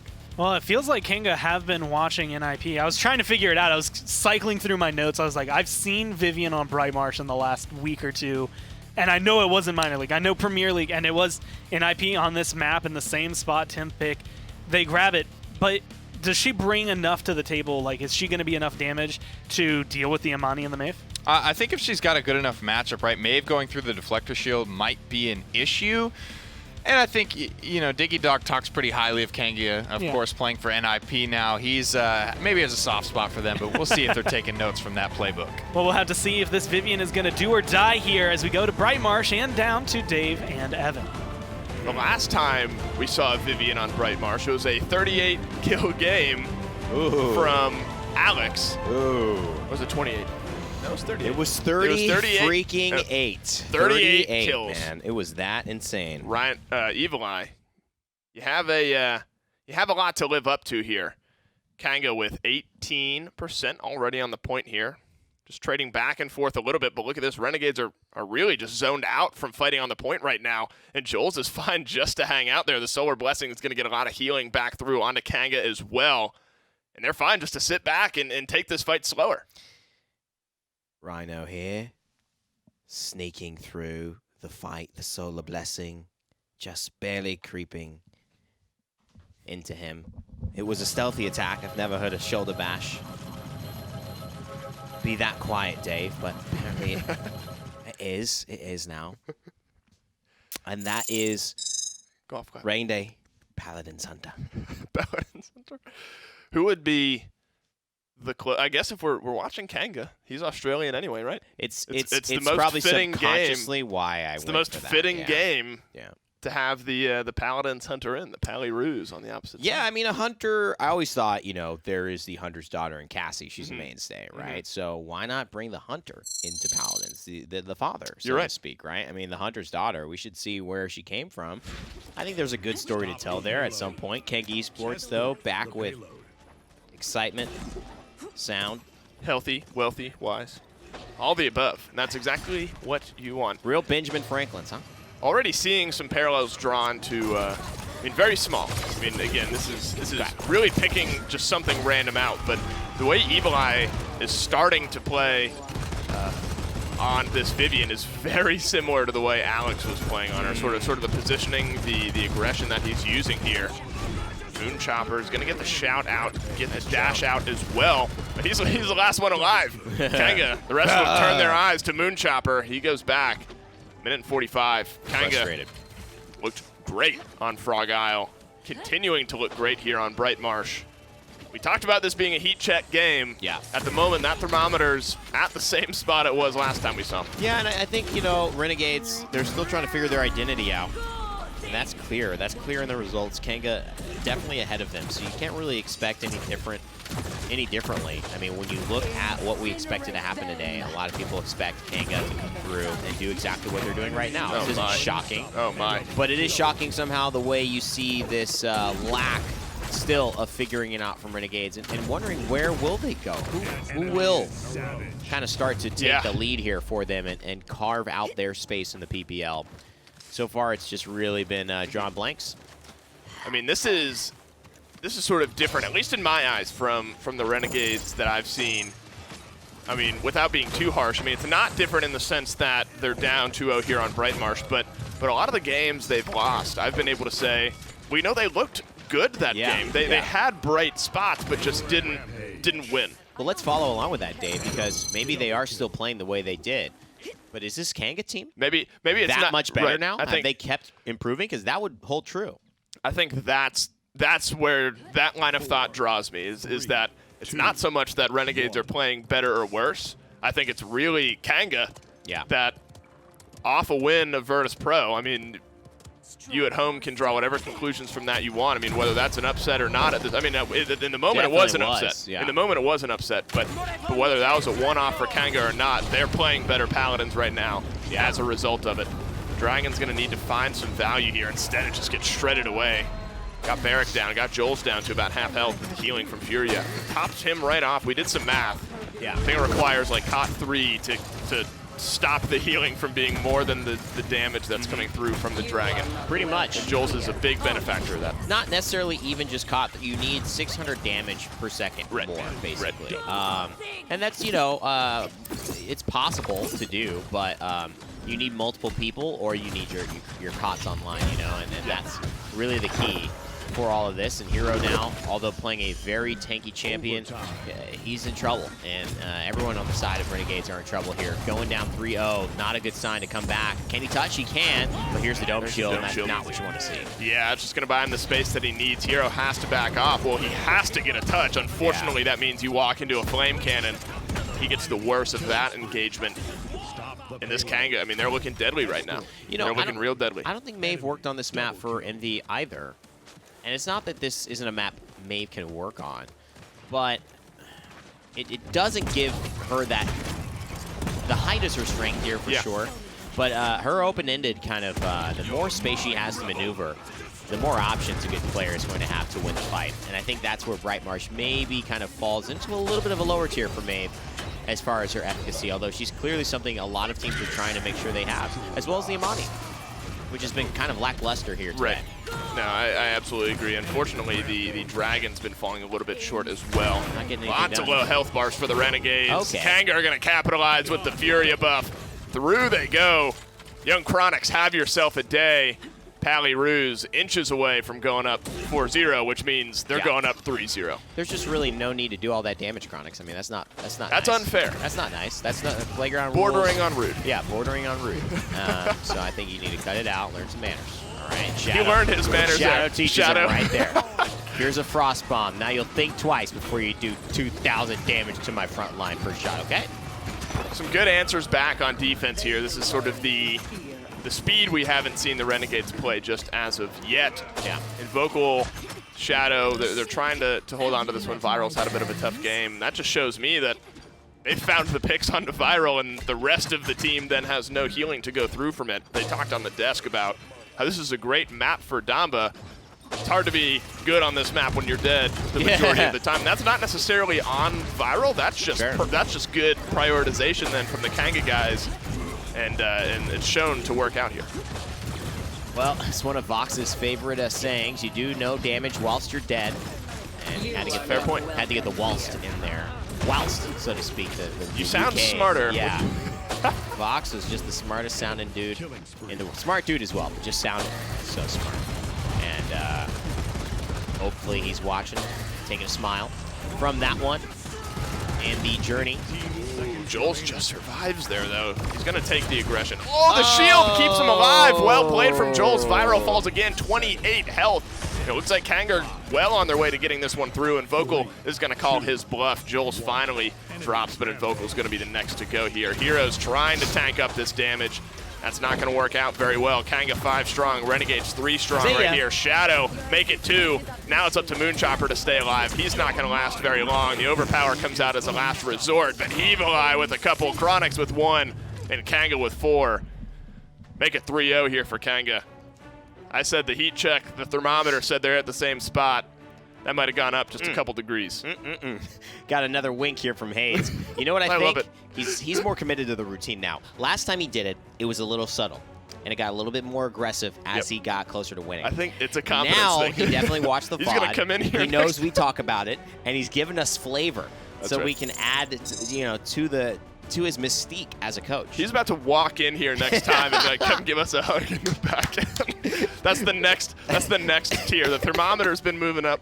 The He Hayes definitely is going to come inside, yeah. Well, because it's a subtle, like, initially, little head turn, little wink into the booth. Yeah. Then, little nod. Little This time nod. it was a full-blown The head nod's turn, full-blown smile. They're feeling good. They're 1 win away from their 2nd win in a row. Let's send it back to the desk to see what they're thinking.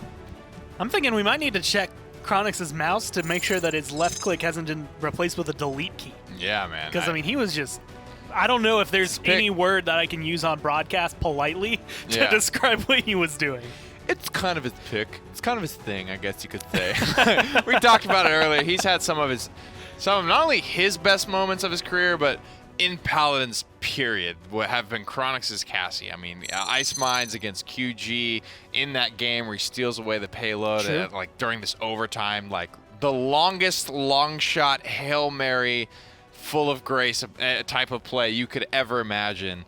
Some of the coolest moments have certainly come from Chronix' Cassie, to summarize it up. And though I am no person to throw stones about how to cast Vivian, it did just turn into Evan spitting into his mic at the end of it. Because sometimes that's all you can do. When Vivian's just rolling through people, you just want to give people the sound effects and really give them the visceral first-person Vivian experience. So in a game where Hero's 0-7, Viral's 0-8, 2-5, 2-7, Invocal's still 5-7. And it's just like that moment. I was ready to be like, finally, a game where he doesn't do well. And then it's like, well, I mean, admittedly, 5-7's not great, but compared to the rest of the team, you're the only one who's still in it. Listen, if your tagline is average at worst, that's fine. That's pretty good. That's okay. 10 out of 10. If you're trying to sell Invocal as an investment, and on his worst day he's giving you 8% back, you're happy with that. You're feeling good about that. He's minimum 8%, and a maximum he could be 100%. You never know what he could return. Chronics, though, popping off there on 9.5. Bright Marsh. Kanga are feeling good at this point, man. They're up. They're up big. They're laughing. They're confident. They're not a team that's going to let off the gas or just make dumb mistakes at this point, I don't think. I'm feeling good about where my boys are sitting. This is the awkward moment, I think, as Renegades, right?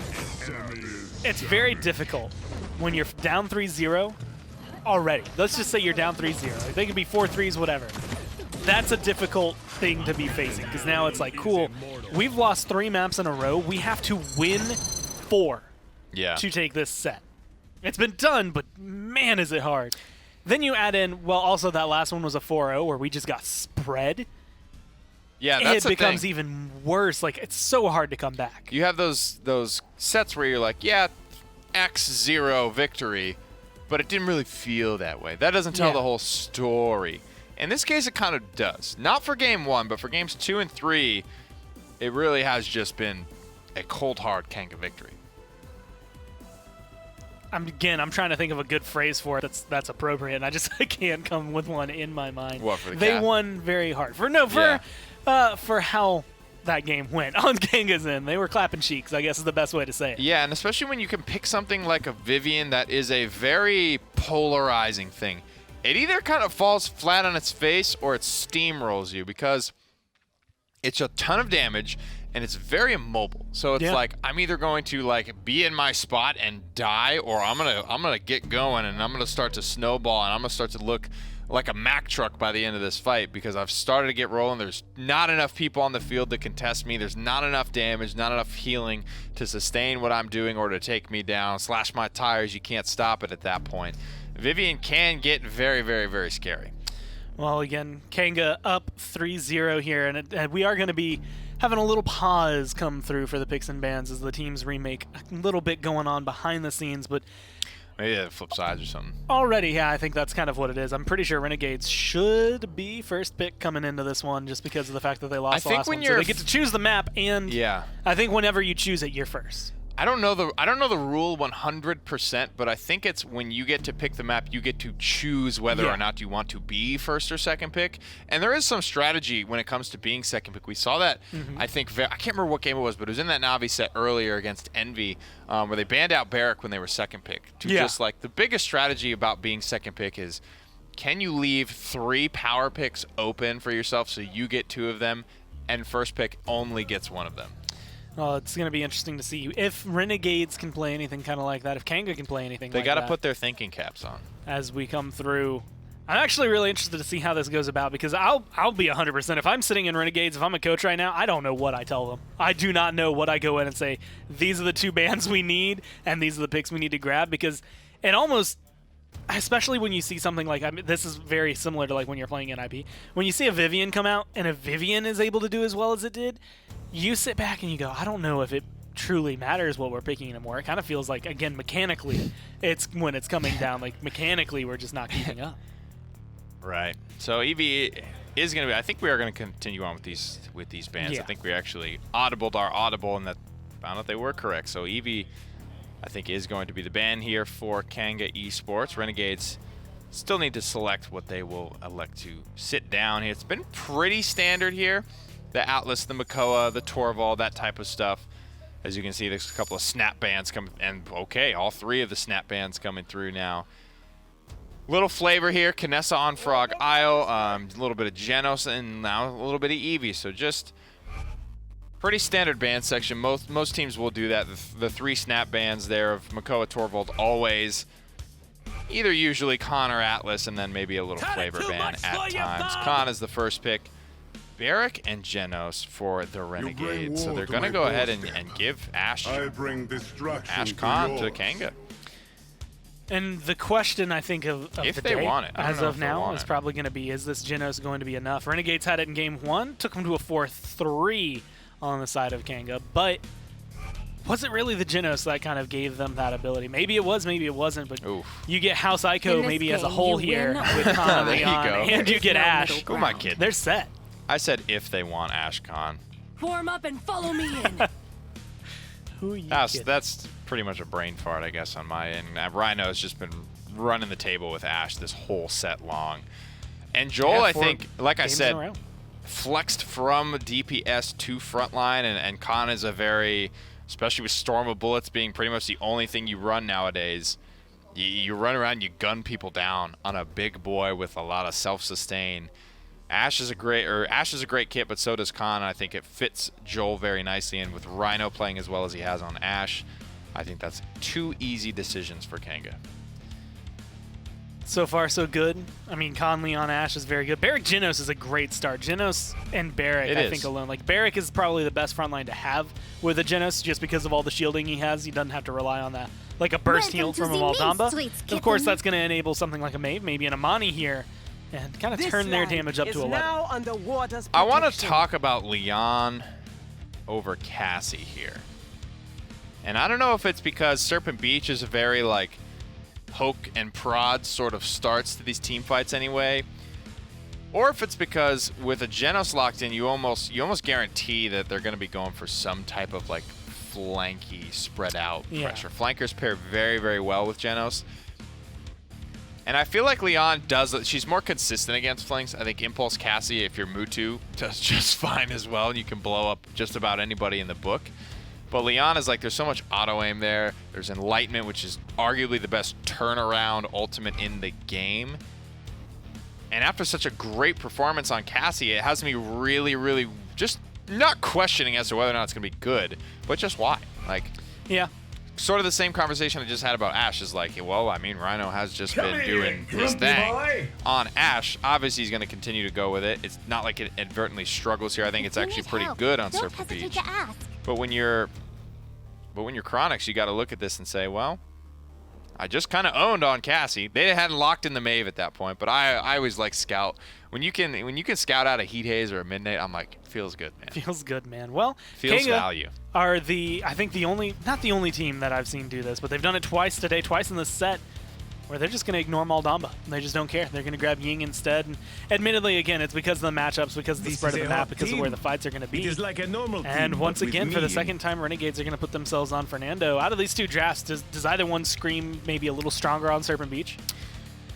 Well, Serpent Beach, I like the backline of Maeve, Amani, and Genos better, to be honest with you, but I'm a little bit concerned about Barrick Fernando being able to stand up to the pressure that I think Ashe Khan are going to be able to put on them. That's the thing, is like, I have this philosophy of like, and it's a little bit backed up, and I kind of came to this conclusion just because like frontlines are so heavily banned out in the competitive scene. It's like, does it matter if it's Victor or if it's Vivian or if it's Tyra or Lex doing the damage behind? Like, if you have the right front line, the strong front line that is suffocating, silencing, suppressing everybody else on the enemy team, does it matter who's behind them, really? Yeah. At that point, if the fight's over because your front line is their foot on the throat, who cares who pulls the trigger?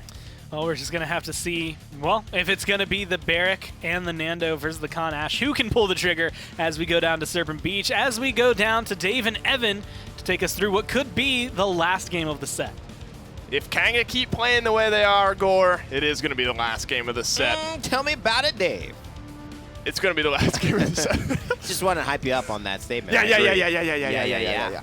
One thing I did notice, this is a bit of an aside, I think Moonchopper has the meanest mug, in a good way, of those pre-game like team intros. He's got a mean mug. Of everyone that I've seen. So hats off to him, because the intimidation factor, running wild. Running wild with him. I actually saw you and him run into each other in the hall. You turned right around. I turned around.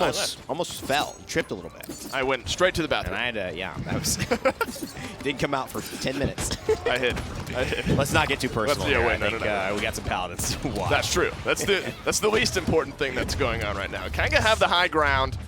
The Renegades have the 24%.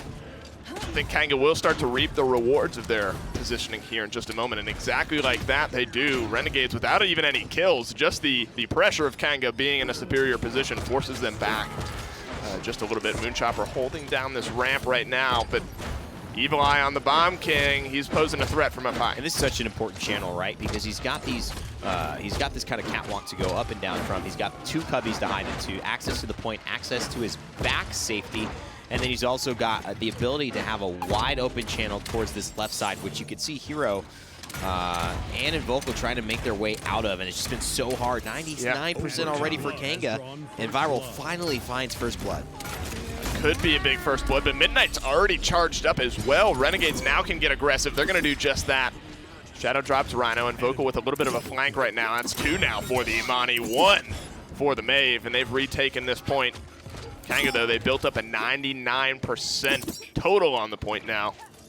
They got to break through a hold first. Looks like Renegades are poised. They're positioned to take point number 1 here on Serpent Beach. It's going to be up to the front line to get a touch, but does not look like they're going to have time. That's a good Void Grip on a Joel's. The shoulder bash falls short. Well played there from Viral. Yeah, really good stuff. Unfortunate that they didn't anticipate the Void Grip. That's always the thing that you just forget to think about until it hurts you, and you're like, oh, man, that's right. And so Renegades will have the pressure here. And this is a new look for the Renegades. Really good Frost Bomb. It's going to set up 1, maybe 2. Yeah. Can't quite get the second, but he forces Jera away and picks up the bomb kick. I think this is what Kanga, or excuse me, Renegades needed. They needed a moment where they could be on the offensive. Yeah. They could dictate the pace of the game.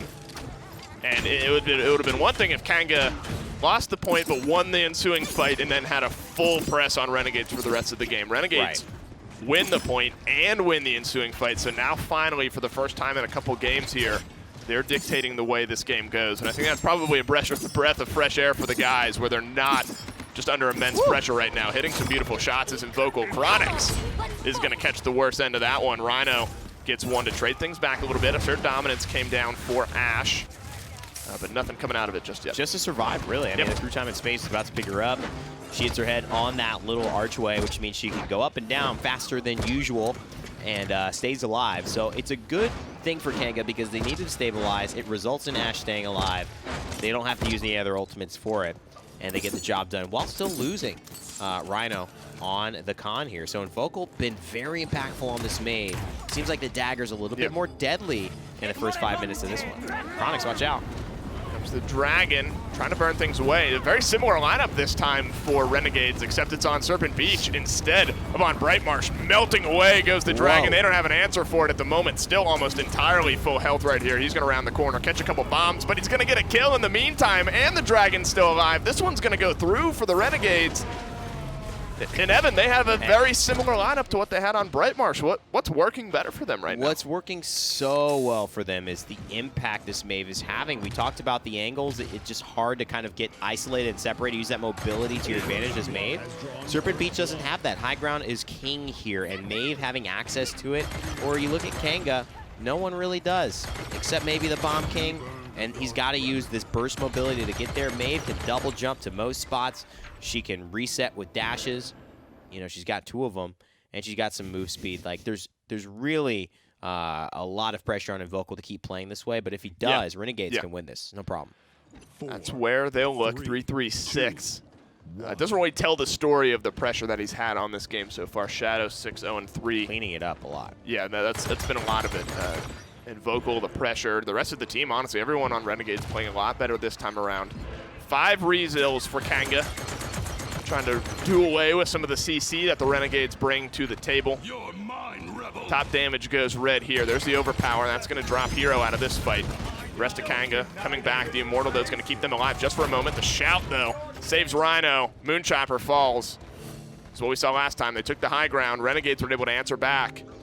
King Bomb, the Immortal, the overpower, all coming out in that fight. Yeah, a lot of really big resources, but the Void Grip is now on the side of Renegades. So Kanga have to defend here. Assert Dominance charged up could be huge, but it's 94%. You know he's going to want to use that to create the space to secure this point, but I don't think it'll come in time. Shield, there it is, into the Commander's grab, into the Enlightenment! Nice. Oh my god, threw him up and absolutely slam dunked him down. What a combo there from Rhino and Chronix. When Chronix is able just to sit back like this, he's on the bridge, he has no pressure in his face. The rest of his team is doing the pressuring. When he's able to hang back and find the damage on his own, you're going to have a bad time. And that's exactly what happens in this fight. The rest of the Kanga lineup gets forward, gets the pressure onto the Renegades, gets them on the back foot, and Chronix is able to win the rest of the fight. That's a big fight win here. Fight continues, though. What are you doing? Hero dropped. He drops him to death. I don't know, that high ground looked pretty good to me. Surprised why he chose to get off it. I think it was a bit of a miss. I think the Midnight came out immediately after, so maybe just a slight mistime where he was trying to get aggressive just before the ultimate came through. They enter back with a few kills here, though. So what could have gone wrong in their favor, they end up pulling back just a little bit. And Vocal, the driving force yet again. That's what it's like when you're locked in on a Maeve, man. She is so deadly. 60909. She is so deadly. And I'm glad there's that 0 in there. And she's such a so close to the nicest damage meter. But it's such a deadly, you know, flank here. And we've seen flanks come back and back into this meta. And Maeve really has been the spokesperson, so to speak. And she's behind them. Yeah. And could find the kills. Totally disrupting everything that they want to do. And getting out alive. Oh, no. Chronix takes Vocal down. What will this do for Kanga? Because Renegades are without their front line and their flank. That was a big turnaround. That needed to happen if the Maeve was able to stay alive the entire time and run rampant through the back line of Kanga. Granted, they're on the defensive end, so it wouldn't have necessarily meant a payload push or anything if it were on the opposite side. But that could have been a real sloppy team fight if Chronix and Evil Eye weren't able to turn that one around. The fight now taking place on the high ground, and Vocal's going to start things off with a kill for the boys. The rest of the team fight slowing down. He goes low, but gets himself out, stays alive. Vicious. Vocal really trying to move with Moonchopper, but he's got to be careful not to get picked off by Chronix. Now he's got a little bit of pressure. Good Commander's grab him just like that. Chronix finds him. That's who he had to be worried about, and he lost track of him in the fight. And this ends up working in Kanga's favor. They've got 15 seconds left. They've just taken down 2. Yes, they lose one of their front lines, but Rhino's still here. Evil Eye on the BK, and they force the Dragon, but I don't know if it's going to be enough time. That takes Amani out of the fight. She needs to burn away at a lot of these targets. It's going to be good for one and the rest. So the Dragon pays off this time. 1 second left, 0 seconds left. The shoulder bash is going to get in for an overtime touch, but the rest of the boys fall. Renegades looking like they're poised to take a 3-1 lead here on Serpent Beach. Joel still finds Vocal, but you're right. It is going to be enough. 3-1. It was absolutely worth it. That Dragon secured them 2 big points in this game. Yep. So, Dave, to me, I'm saying just keep doing that. You guys are set to take one more. It's been such a different, I think, definitely a breath of fresh air for the Renegades, guys, because you play a similar lineup to what you had on Bright Marsh, and the Maeve pick, the Imani pick, just didn't work out. Just did not work out last game. The Dragon had a real hard time finding an impact. But this time for them, now they're starting to reap some of the rewards of what the composition can offer. Yeah. They're looking a lot better. 11-6 still for Chronix. Shadow, 11-2. The Imani's really paying off for them. Now just 1 point away from starting a potential reverse sweep. It's still 3-0 here for Kanga in the set. Renegades need this one. Oh, through time and space, whiffs. Doesn't find much. Viral whip for gold. Might have actually clipped Joel's, but it doesn't get a kill. So irrelevant as far as that, except maybe slowing down some of the pacing. Evil Eye finding 2. That is just the worst huge. If you are Renegades. Now they've got to deal with this Bomb King who is on the move. The Illusory Rift just topping off boys on the blue side. They started out on the back foot in that fight, but the Ying ultimate saving the day just a little bit. They found 3 kills here. Fast Cap also ready for Kanga, and they have 3 ultimates. Only the Immortal, soon to be the Dome Shield. Here's the King Bomb, but who's he going to be looking for? He's about half health right now. Finds the Barrack. Hero Risky. goes down. That's a big ultimate hit here for Evil Eye. And he at least forced the Immortal coming through from Moonchopper. We thought he might have gone for him. Yep. Bit risky there to go on to the point, though, because it wasn't guaranteed that Joel's is going to go down. Excuse me, that they were going to be able to find Hero there, but they do. And Kanga, they're going to keep it alive. Just barely, though. Yep. Renegades having some nice pressure on the comeback, even though they weren't able to get it done. Pulled out the ultimates in that one. Enlightenment still around. Dome Shield still around. As you said, the Immortal got used. A bit reactionary, a bit defensive there. But Kanga looking better here. Their team fight, or their point fight, excuse me, has really come a long way since the first one. It looked like Renegades might be able to run away with all of them and force Kanga on the defensive end. But now 2 straight wins for Kanga, pushing to tie this one up here. Oh. Here comes the Dragon, an aggressive Dragon, and a Midnight. Kanga can't see. All they know is they're getting burned. Oh, this is the worst no. dragon of the, the worst I dragon say of that. the round. Worst dragon of the round. This is what I don't like with the dragons from Shadow. And the only time, and he's had more good dragons than bad, but the pressure. You have to have some form of pressure that's being created outside of the dragon. or in the round of the fight. We saw it on Frog Isle. It just doesn't work when you do it out of nowhere. Yeah. Everyone can just back off or shoot it as it's coming. Bulldozers at this point, if you want to look at the itemization, that's starting to scale pretty high. People have Bulldozers 1, Bulldozer 2, and those are champions that hit so hard in the Leon and the Bomb King that it's not going to last very long. Here comes the rest of the fight, though. Things starting to heat up here. Evil Eye getting down to 8 health. He does end up getting dropped by Moon Chopper, but Rhino, he's the one holding down this front line right now. Shadow at the second for the boys on Renegades. The shield's not going to be enough to keep you alive. Amani making an impact on this one. The Dragon fell flat, but the damage comes through here on Barrick. He's done a good job in this fight as well. Kanga still have 50 seconds left, though, to fight back to this point. Yeah. And they have some ultimates ready. The Assert Dominance, Overpower, King Bomb, all ready. Maybe going to help them push this one through. Immortal, Dragon, through time and space for the Renegades. And Midnight as well.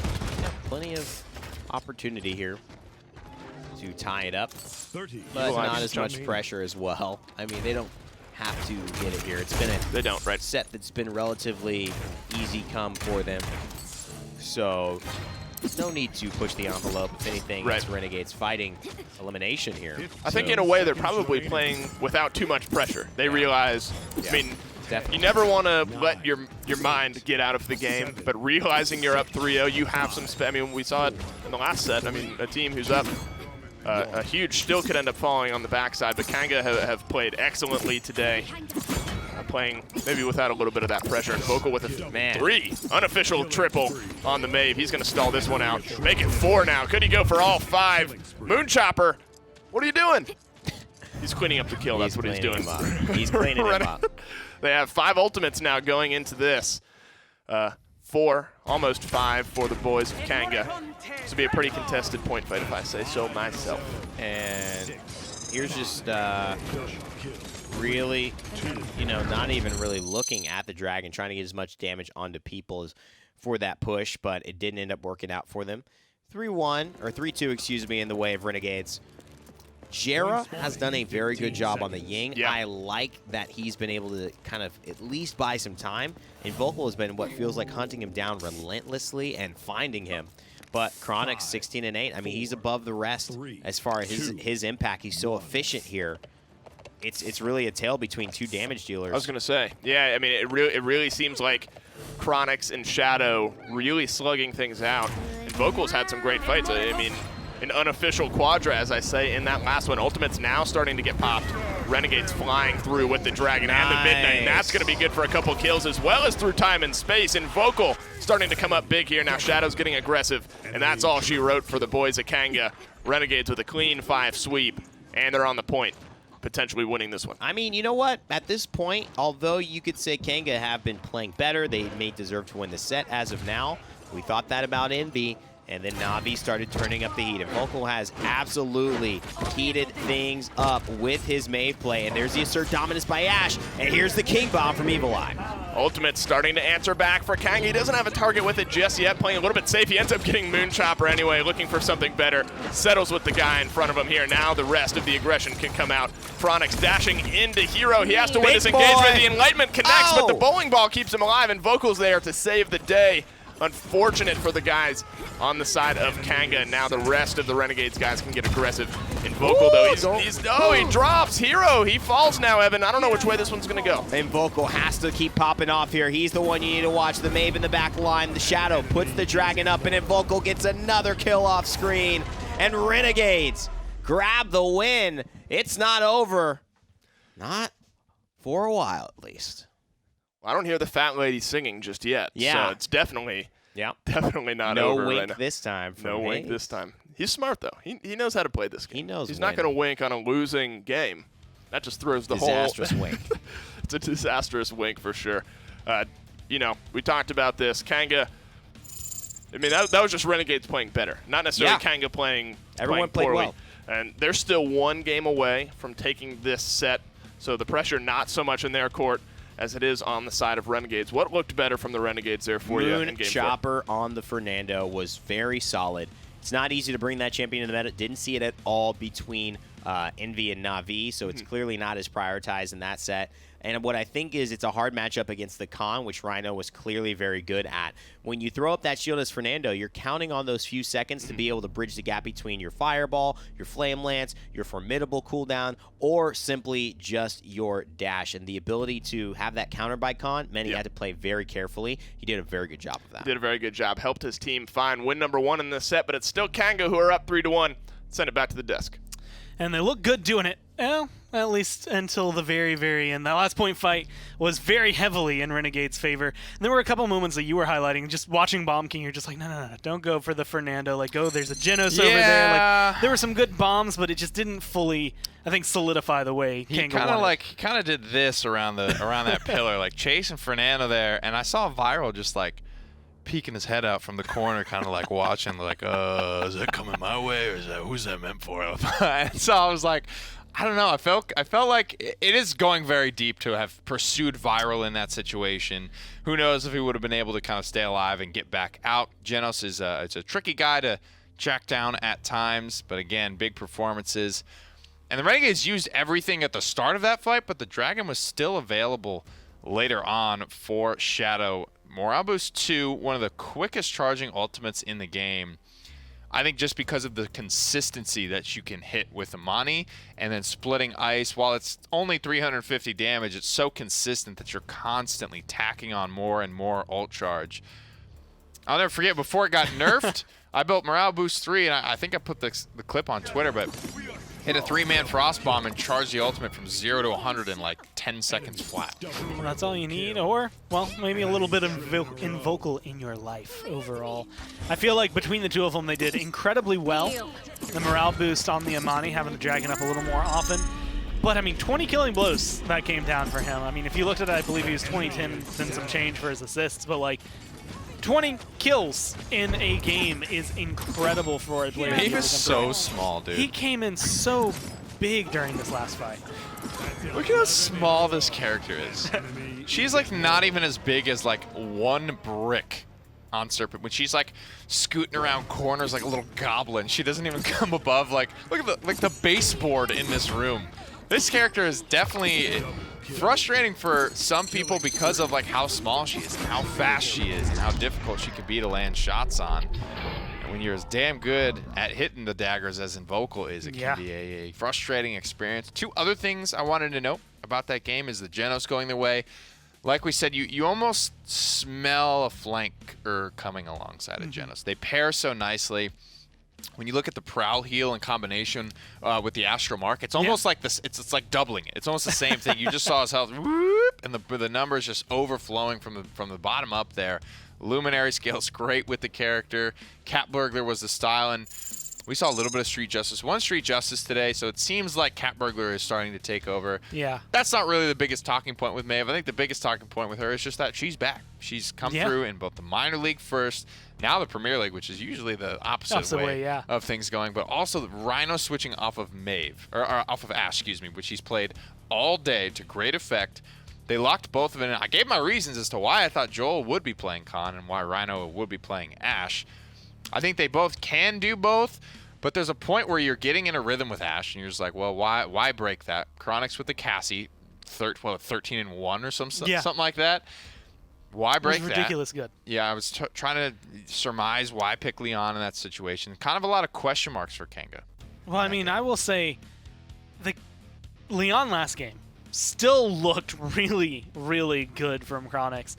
But it was like we were having that discussion where it's just like, Leon is in that area where, like, she used to be high priority, but it was kind of like, well, Drogo's was pretty big in the mix at the time, and admittedly, it was just her and Cassie, so you just got whichever one they were feeling. Like, if you're watching Virtus Pro, you can bet that they're probably going to go for the Leon because hit scan for Hecate, whereas Cassie wasn't quite as strong at the time. And, of course, Cassie would be picked up for most of the other teams. Now, you throw Amani into the mix, you take out some of the things that Leon was maybe a little better against, and she's fallen pretty hard. So, I mean, going for Leon for their second pick there for Kanga was kind of a big jump overall, being able to be like, yes, we want this. Yeah, and we talked about how our hypothesis on how her loadout's going to change based on the playstyle that she sees now and what's going to happen when Heraldry, the biggest cooldown card for her big presence ability, gets nerfed. It's not the biggest nerf in the world, but it is something, and it's something that when you see nerfs like this already announced as a pro team, it feels like to me you sort of factor that into like your scrims and your practice. Like, well, at this point, do we want to invest any more time in this character or strategies around this character if we know that it's not going to be strong in 2-3 weeks, whatever it is? So that's just yet another reason where I'm a little bit like questioning Leon. And yes, it looks good, but so did Cassie, and Cassie's not going to get nerfed. Cassie's done very well against other flanks today, so who knows? Maybe we'll ask them if they're able to win. If they're able to. And that's kind of where I guess their mindset is right now. I think we both heard Moonshoppers, they were going to take a quick bathroom break, come out and say this is where the reverse sweep happens. Oh yeah, Whether that's or a not good note. that's that's where they are mentally. Yeah. Whether or not that's true has yet to be seen, but that is what their thought process is right now. It's kind of a fun thing when you're casting the set and you throw back to desk after the Game 4 break. The players are using the restroom.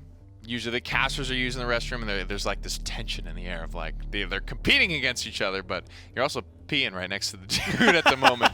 And sometimes, you want to, as the caster, you want to kind of stoke the fire a little bit and see if you can get, some smack talk out. But the Renegades come out of the booth for their break after Game 4, confident. You're right, ready to start the reverse sweep, not defeated, not out of it yet. It brings it back maybe to that point, this is a team that has not done bad, but not good. They've been starkly third place for the majority of their North American run. They're towards the back of the pack now that we have combined the leagues, but losing is something that they've done their fair share of, and I think at this point, it's safe to say that they know how to do it and take it in stride. And being able to, I want to say take it to the face like that, being able to be like, you know what, like we will lose sometimes, is actually something that's good and bad. Like it helps you and hurts you, because you end up in a scenario where you're down 3-0, you win a single game, and that, I guess those 3 losses don't wear on you as much as it would other teams. Versus, I guess when you're Kanga, like if you lose 3-0, you're coming into that 4th game like, man, I don't know. You trespass and are unwanted. I love these adjustments in the draft here from the Renegades. They like the Genos Barrack. I think there's a lot of merit to both of those picks. Genos just allows you to run, and almost like think of like Genos as like a baby Torvald. It allows you to run and feel better about so many things, like having this flank or this damage. Like, everything it's like everything looks a little bit sweeter after you pick up Genos. Barrack is a great tank to pair with it for reasons that we've already kind of gone over, so I won't bore you with those details again. But I think the Renegades are in a good spot. They found a nice little 1-2 punch here with this, and now you see them forcing to Kanga make adjustments, right? Evil Eye can play Eevee, but he really hasn't this set so far. He hasn't had to. Now it's like, Kanga's like, okay, all right. They get their armor chinked a little bit. Took one on the chin. Now it's like, all right, do we have to change it? Okay, what do we not like about last game? What can we change? We want to start taking stuff away from them. And this will be curious. Like, if Renegades take this game as well, I think Kanga are definitely having some more questions posed to them, because now they're starting to make adjustments. Before, it felt like it was just flowing, coming naturally. They were getting what they wanted. They were destroying with their picks. And now things are starting to kind of change. The air, the tension, it's all shifting around a little bit. This is where I actually think Leon becomes like a... Well, again, I guess she's the odd man out, not because, she's not great, but because you ban out the Imani, they grab the Cassie, and it kind of feels like Kanga wanted the Cassie coming into this. And you have to look at, well, what fully does Chronix play that we feel confident on, that we think can get us a 4-1 here, that can close this day out for us if we're Kanga. And, well, they're forced kind of to go back onto the Leon, or to pick something completely fresh, which I think would be a kind of a hard reset there for Chronix. And when you have Renegades coming off a win, even though I want to say like the 2 times they've gotten really close to the 1 time they've won, it's not exactly enough, I think, that they can follow, I guess, pure momentum, pure whatever you want to call it, from game to game. But they're going to be a lot happier this game than they were last game. Sure. And as we look at this last pick here for the Renegades, hovering the pit. Definitely a pick that I feel like not a lot of people are using as much as the likes of NIP and Tenor. How embarrassing. But this feels like about as much pressure as you can realistically put. We've seen people double ban and pick away against like a random noob, right? Yeah. Take everything you can from him. This is like ban Amani, pick an early Eevee, which they haven't done so far in the set. So this feels like about as much pressure that is appropriate to put on Shadow at this point, because he still has Bomb King, he still has Pip, he still has characters to play, but it's a little bit more of a conversation. Kanga making some adjustments, maybe for the explicit purpose of making Renegades make some adjustments, not necessarily to like all-out assault on Shadow in the draft this time, but like let's make sure that they are having to kind of move and shift weight around as we are now having to do to try and close this one. I mean, shuffle them around enough where, they don't have the full force behind their punch, right? Like if your right foot's not firmly planted, it's not going to quite have the same impact. The Renegades still looking to try and fight back, though. 3-1, they have to win 3 in a row to be able to win this full set. Kanga, however, just needs Stone Keep, so let's go down to the casters and break this one through. Ah! I just broke through. We just broke through the walls of Stone Keep, and we're ready to get a good vantage point to cast this all. I like to think that we're two physically gifted ninjas that sit on top of every map and actually cast the games live. And that's what our in-game characters are doing. Yep. Even though you don't see us. We're just like crawling to the top. You could turn around. Tippity top. Right.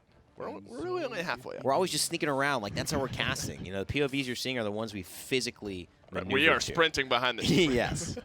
This is an interesting game, though, I think, for Kanga in that we said they're not necessarily playing with pressure because they're up 3-0, but you lose one, you're still like, all right, we're up 3.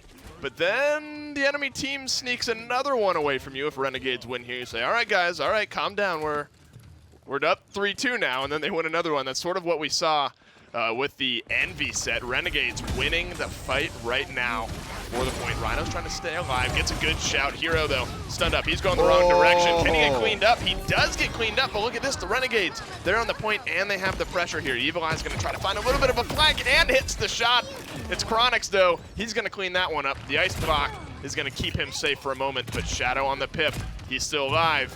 He's topping himself off. Yeah, and Shadow is in a really good spot. Great dismount there. Because that's the con, and he would have been in a much more nefarious position for the boys of Renegades if he had gotten to that high ground faster. But now it's allowed a little bit of rotation time, but they have to be wary on that backside. Moonchopper gets a headshot to the dome, and unfortunately, Invocal with the time bot is able to make a rotation of his own. Here's the bright spot that we talk about every time the Renegades play, and they're taking advantage of it. 4 kills in the fight.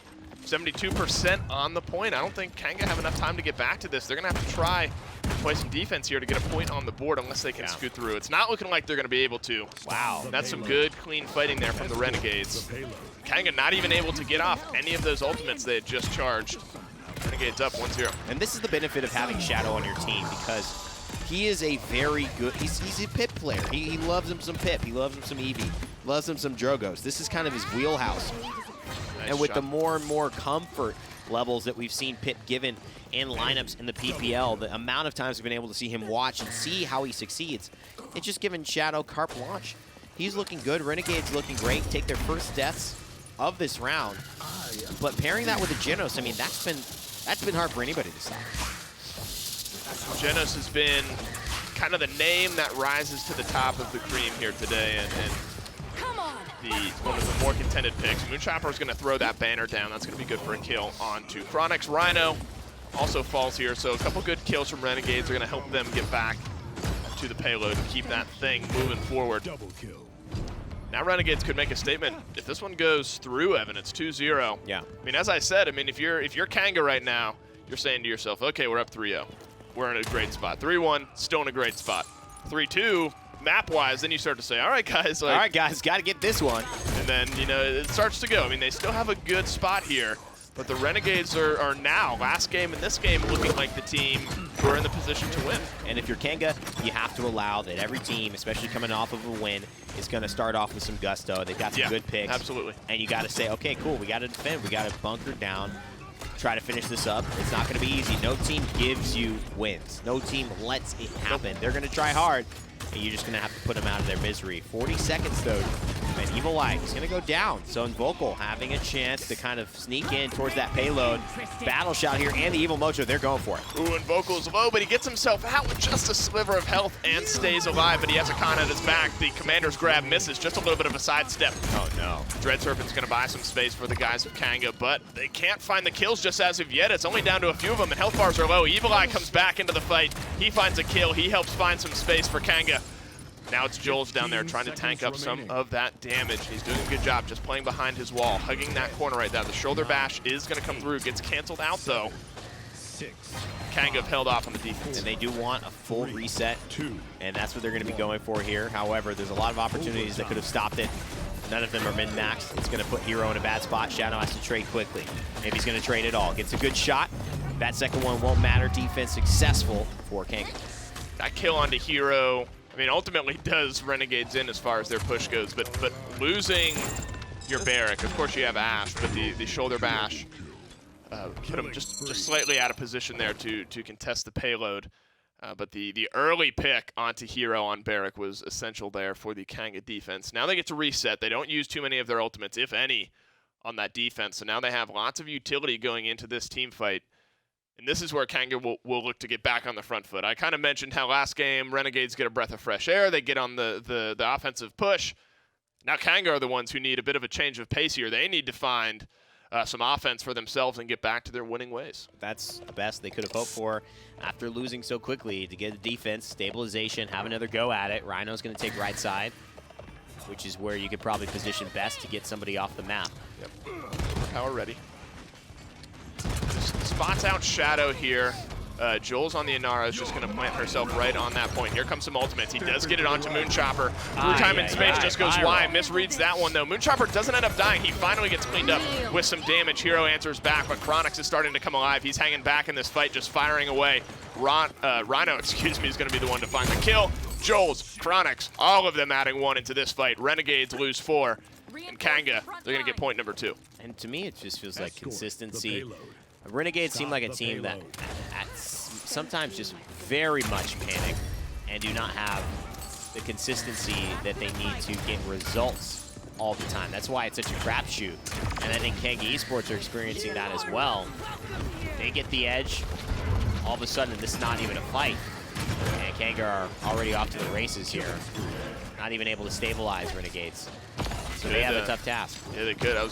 They could stagger here. Evil Eye starting to come alive. We talked about Chronix, but Evil Eye's had a big game so far up to this point. That's 3 in this fight, 5 in a row. You can hear the announcer say Chronix is going to be the last one in this fight to grab himself a kill. 5, 12, 6, 10, all streaked out on the Kanga side. Minute and 40 seconds left. And they're not off the gas at all. They're not letting Renegades catch a breath here. Look how aggressive they're playing. Blinking in. Khan holding off the top side. The bowling ball keeps him alive. He had double-digit health there. Evil Eye's going to get in. He's going to drop Hero. And this push is off to a great start. And that's the right play. I mean, so many teams let that kill go and they just say, oh, we've got him under pressure. No, kill him. Get him off the battlefield. Keep pushing after that. I love Evil Eye's direction, his leadership from that damage perspective. Sometimes the DPS does have to take a risk. You can't just play behind your front lines all the time. Chronix not missing. That starts off this fight with Shadow on nearly no health. Hero goes running right into the waiting arms of Leon. Now Renegades are on 3 members to try to hold this from going through. Make that 2 with a kill from Evil Eye. Surely this one goes in once Moonchopper falls. Evil Eye's coming alive in this one. The 16 streak for the Eevee and the 3 points. 1 point away from the win now are Kanga. And you could tell the identity of Renegades started off hot, great round. Almost think they might push this. Round 2, non-existent team fight. Yep. Big mistake, panic ults, no defense. Not even they never stopped moving. So again, it's consistency for me. And of course, Kanga. They've got this man right here. He's got Big Papa energy. He's got young one under the what coming on. Right. You know, he's playing for coming 2 soon. He's playing for 2 at this point. Playing for 3, really, but playing for 2. 3, right? So you know, it's gonna be hard to stop this guy once he gets going. 10, 4, 13. 4 rezills for Renegades. That helps with the Dread Serpent, the Overpower, Seismic Crash. Some of the slows coming out as well. a bit more of a traditional team fight. 5 strong through the keep go the Renegades, and they're coming up with the kills as well. Joel's Dianara, she stays alive. Chronix is alive as well. You have to clean up the Leon if you don't want things to turn around. Dome Shield buys a little bit of time for the boys of the Renegades. Now it's down to Moonchopper. As I said, Chronix is still alive. He finds the return damage. The Enlightenment stalls things out, and there's a stun as well. Can he do it? He gets out alive with 200 health. Chronix finally falls at the hands of Shadow, who respawns into the fight behind him. But look at this, Kanga, 42%. 4 men strong on the defense. They could win this game here. Absolutely. Rhino, he gets the Overpowered. pull he needs. How you want to win this fight without Invocal? It's going to be up to Renegades to try to answer the question because it's 84%, and Chronix just found another one. Joel's doing everything he can, which is not much, considering he just has to stand on that point and let everybody come to him. Beautiful stuff from Kanga. They should close this one out. As I say time and time again, the Paladins playing big Paladins today. 4-1 on the set. 2 straight wins now for the first time this season for the boys of Kanga. For the Ruse. And they are playing hot. You know they're feeling good. And how can you not when you're playing Paladins like they are? There it is. We knew it. We knew it. Waited for paused. Hayes. That's what the He was pause halfway- was. I was nervous. Hayes walked by. He was halfway out the made door. it farther than we had ever seen before the acknowledgement. Then the turnaround and the exultation. right. It wasn't even a wink. It was a whew, It was a close one. little side eye, little Little wide side eye. 4-1 A little side eye. for a the little boy. wide eye. It was a whoa, eyebrows raised. Make no mistake. True. Kanga are feeling good right now, though. We said it was a heat check. I think they passed that check.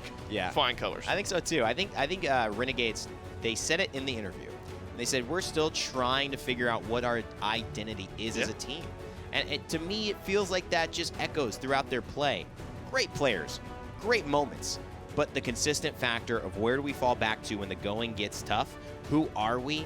That's what they're trying to figure out here. Yep. And they're well on their way to discovering more and more.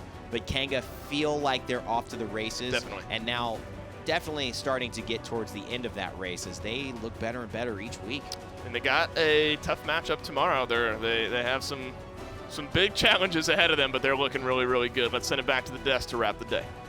Well, Kanga are able to close it out. Takes them, I think, one longer than they would have said, or honestly anybody. But Renegades have been making those strides right forward, figuring out who they are. You could see throughout the drafts that they're changing things up. And I just think every week they're getting better to the point where, you know, at this point in the split, maybe they're not going to change crazy strides. They're not going to be the team that takes down NIP. But looking at that, and that's probably the best foundation you could have going forward as a team.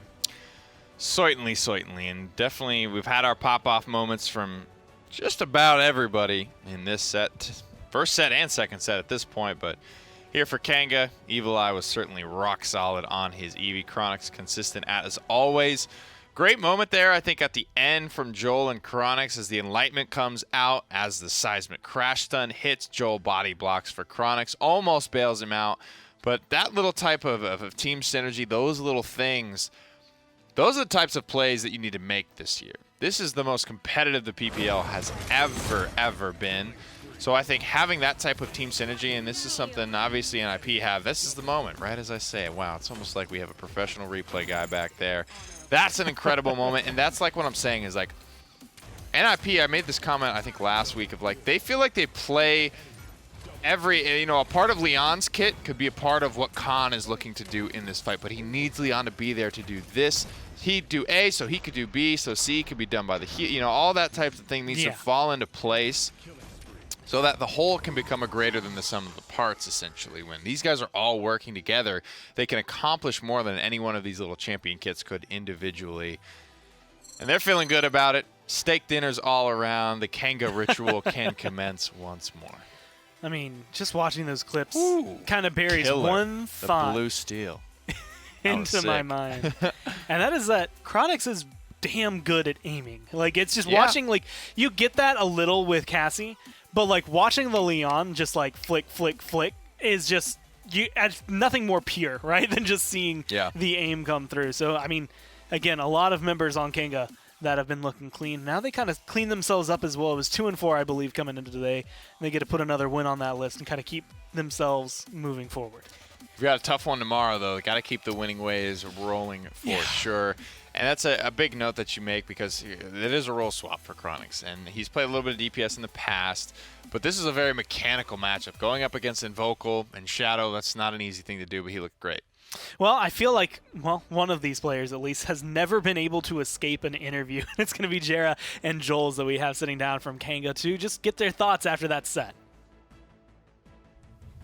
First of all, congratulations, guys. 2 straight wins now in the PPL. I'll start you with a sort of an open-ended one. You guys have been playing really, really well. Aside from the one map today, near flawless day for you guys. What's been working out? What's changed from sort of the early season to where we're at now?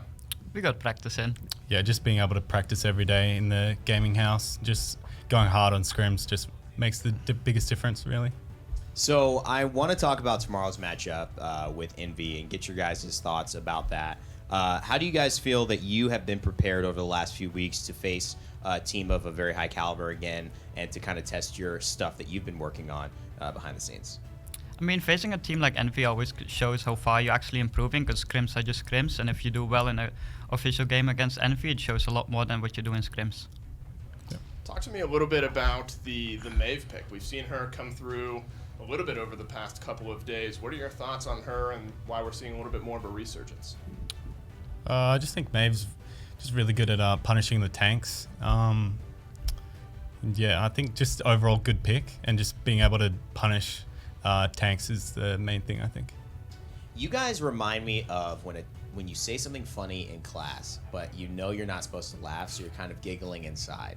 And that's what I think about when I see your entire team. Who's the real jokester? Who's the guy that gets you laughing? Who's the kind of the team morale dude when the sets are going long? Probably Chronic Coon. Chronic Coon! Yeah, Chronix. All right, well, thanks so much, guys. We're going to send it back to the desk to wrap up the day. All right, thank you. Well, we're here and ready, and it seems like Kanga are feeling pretty good about themselves. Again, maybe taking one game longer than they wanted to, but that's a funny comment, getting to where they wanted. We were talking a little bit about like the first time I was like meeting Kanga and stuff like that. Chronix kind of comes up to me out of nowhere and is like, "Let's do a shoey, pretty hair." And I'm like, "What? Oh, okay, yeah, dope, for sure, man. Let's do it." And like, you know, he can be a funny guy at times. Kanga definitely a great squad to get to know, and part of the reason I'm a big fan of him. And, well, you get your helping of Kanga again tomorrow. They 4-1 Renegades today. They start the day off against Envy tomorrow. And then Renegades will get their chance to go against Na'Vi. It's not going to be an easy matchup, I think, for either of the two teams we just watched. But it's going to be an interesting one, specifically Envy versus Kanga, because that's going to kind of be the radar as to where exactly Envy is, where Kanga is overall, especially considering they just went 7 games with Na'Vi, which you'll see probably reflected a little bit here. Envy 4-4. They were 4-3 coming into today. And so, unfortunately for them, they will be taking that loss. And Na'Vi going to climb the ladder just a little bit. It was, I think 24 maps between them and NIP coming in today. Now it's, 23. Yep. And the standings are going to ebb and flow a little bit because, you know, some people play games. And, for instance, like Envy is coming off a 2-week drought of not playing games. So some people have played a couple more. But overall, I think the sentiment of the standings is that it is pretty damn close. We've got a fairly convincing top 6 at this point, but I wouldn't count the Renegades and the Knights out of it just yet. NIP are just too stupid far ahead for it to matter for anyone. So it's really the race for 2nd through 6th at this point. And I'm going to just quote Evil Eye once again because he said it yesterday and it's just been ringing true so far. It's all up to who shows up on game day when it comes down to it. A couple of these teams you can almost always bet on. NIP seems to be one of them. But for everybody else, it seems to be pretty much up in the air as to who can truly come out on top. But that's going to do it for Thursday, guys. Tomorrow at Friday, at 1 p.m., once again, we're going to be going through those 2 matches. For myself, from Pretty Hair, from everyone here at Skillshot, and from everyone who's playing in the Premier League, thanks for watching. We'll see you then. Brought to you by Evil Mojo, Hi-Res Studios, INAP, Respawn, Steel Series, Alienware, and Skillshot.